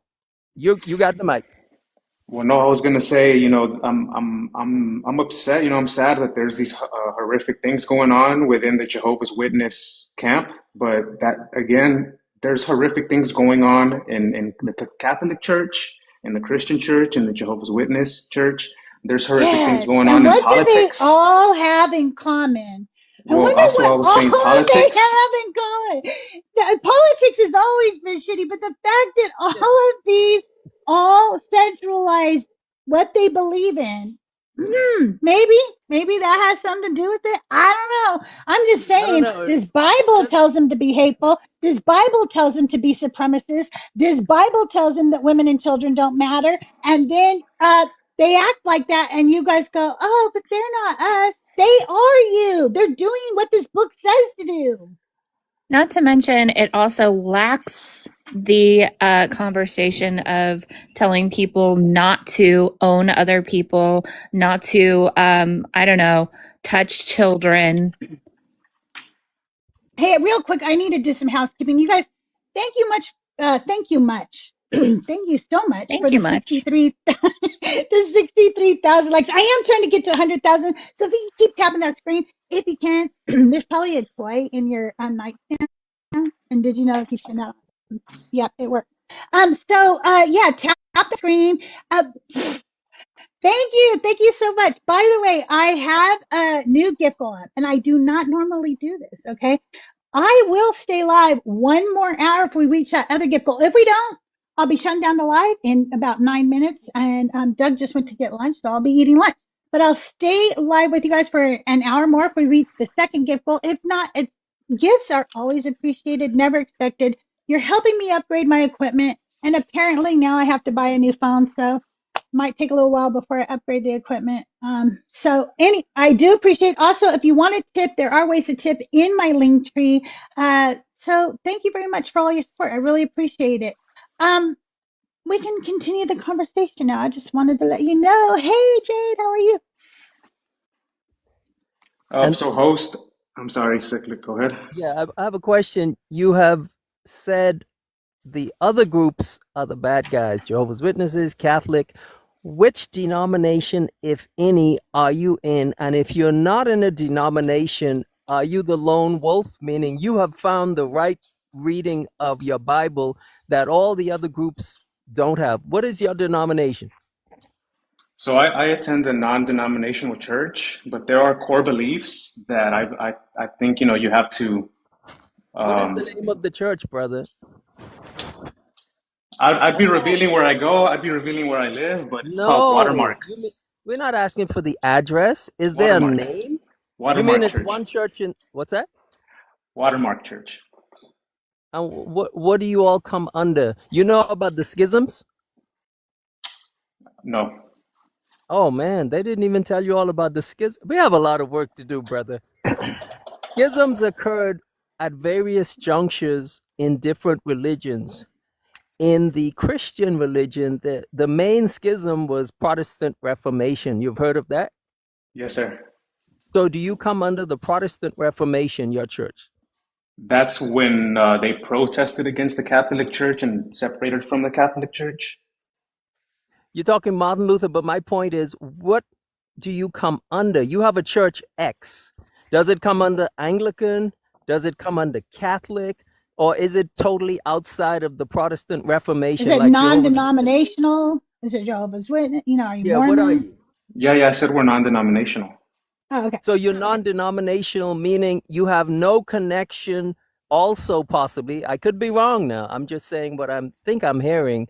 You're non-denominational, so any denomination can pull up, including Jehovah's Witnesses, Seventh-day Adventists, and Mormons. I love Seventh-day Adventists and Mormons and Jehovah's Witnesses. However, they are erroneous in the core beliefs where they reduce Jesus to merely a man. Or they have other weird beliefs, you know, like Jehovah's Witnesses don't believe in Hell, or Mormons believe that the devil was Jesus's brother. Things like that are erroneous. No, that's not Before we true. go any Jehovah's further, Witnesses do believe. before we go any further, I need to do two things because we're going to be closing down the show real soon. I want to let Elle know in the chat. I absolutely 100% sure the fuck do profit from this. I profit is not very big at margins though for the amount of work that I put into this. Okay, if you knew the amount of work I did for this community, you'd actually be flabbergasted. I helped raise thousands of dollars last year for our community to help people with medical bills, people who couldn't pay for their groceries, people who needed help with their cars, with new appliances, with things that they needed in their real life because government funded was taken away by people like you, sir. And let me tell you something else. The time that I take away deserves to be paid because I help people learn. I educate people every day, sir, every single motherfucking day. I don't just sit in a chat room chirping because I'm a pussy. Okay. I get up here and I let people say some of the most heinous things you've ever heard somebody say to another human being. I do that on the daily so that I can educate women and minorities that this fucking religion is not for you. Get out. It's supremacy culture. You are being abused with inside this system and you're abusing others if you stay in it. Okay. So yeah, people send me gifts, people send me tips, people help me upgrade my equipment, people help me because I help them. Unlike you who sits there yapping in a chat room. I got nothing wrong with that, and I'm not even on your side. If you're putting out a show, you deserve to get paid for it. You're putting out a show for people to watch. I mean, Yeah, there are costs involved. I mean, it's only common sense. But he's just, yeah, because it's like at the very least, even at like if I like gave you like the worst reading of what you do, you're still at the very least, you'd be providing free entertainment for thousands of Thank people you. a week. So like even if I fundamentally disagree with all your beliefs, just from like an economics Exactly. standpoint, you're providing free content. So if people want to tip you for that, it's like when you're walking past a guy playing the guitar at the park and you throw a few dollar bills in his guitar case. It's like you're providing free entertainment, for better or for worse. So there's nothing Thank you. wrong with you making some money off of that. A total idiot. I do need to know your age for TikTok purposes, even though 27. you're glazing me. Okay. 27. What? 27? You Yep. needed to come up and tell me something. I am going to be Oh, closing down. If you yeah. are in the box, I will be live. Oh, what day is today? Is today Friday? I'll be live again on Monday at 10 a.m. Pacific time for more conversations. But Yeah, you yeah. wanted to come So up and say something. I understand your press for time. I know I just wanted to do the whole topic at hand. I was gonna join your live when you first launched at 10, but then I got called into work, and then I guess got let out, and you were still live streaming. And I'm like, okay, maybe I could hop on now. But yeah, Okay, no, I just I'll do one more thing. You guys, if you want us to stay, I've got more guests. We can talk to people for longer, but we've got to hit the gift goal. And yes, the gift goals allow me to spend this time because I'm literally taking away from family and other responsibilities when I'm doing this. So if you want that, let's hit the gift goal. If not, we can put a pin in it, and I will be back on Monday at 10 a.m. Pacific time. But thank you guys so much for all of the likes, shares, for the conversations, for for subscribing, for the people over on YouTube. Thank you so much for all the engagement. We can do a Sarah raid. That would be great. What is Sarah's TikTok name? Can you Pink put it and blue in the shark. chat? Okay. I didn't know if there's any like little things or anything. So I was like, I don't want to just say pink and blue shirt because I was afraid like there might be, a rainbow or something. You know how people put emojis in it? Anyway, pink and blue shark is Sarah. We're going to raid Sarah. Thank you, Total Idiot. Come back on Monday if you can. Redeemed, you're welcome back as well. Cyclic, it was good seeing you. I knew your voice the minute I heard it. I'm like, his voice is so familiar. By the way, Cyclic and I used to panel together often on African Atheist Live as well. So that is how I know Cyclic. We were talking Yeah. about her live earlier. Nice. And Dark Knight, make sure you guys are following everybody. Just follow everybody. Just show love, right? And Dark Knight, when are you going live again? Probably, I have about like 20 more days left before I get back on. Oh, okay. Mhm. All right. It's Well, gonna you be a are while. always welcome to come up and hang with me anytime you want. Okay. And Appreciate Schley, that. Oh, love I love you. you. Thank It you was so so fun much to for be here being here. today. Thanks for having me. Cyclic, I really enjoyed getting to hear your perspective. Dark, always good to see you as well. Crystal, I love you. I love you too. And I would play you guys out on the song, but I am hungry and I want to go eat lunch. But I do want to tell you this: my album will be coming out on Spotify later this month. And and if you want to listen to them now, they're on YouTube Music. Oh, send me the link. I can share it in my external groups. The Arian Awesome. controversy is what some people follow. Jesus was created by God. The Catholic group, the Nicene Creed, Jesus and God are the same. So the man talking his religion against Jehovah's Witnesses, he doesn't realize he falls under the Catholic branch of the schism. Right? That's true, huh? Yeah, he doesn't God, even know. Yeah, they don't I didn't know. know either. I didn't know shit about what I believed. The more I talk to all of you, the more I realize how much I don't know. You know what I mean? Yeah, And we're I all go, learning. wow. Yeah. I learn stuff Yeah. every day. But guess what? I We're love it. humble enough to listen to other people. True. So, True. but I won't hold you up. Enjoy, and we have Thank to stay in touch. I'll send you my It was email so good address. to And see you. Okay, same here. awesome. Good Same to here. see you. You guys, thank you. Have a beautiful day. Go raid a pink and blue shark and say Crystal loves her. And I will see you around the mean street of TikTok. I won't hit. And say Crystal loves her. And I will see you around the I won't hit. and say Crystal loves her. And I will see you around the mean street of TikTok and YouTube. Goodbye.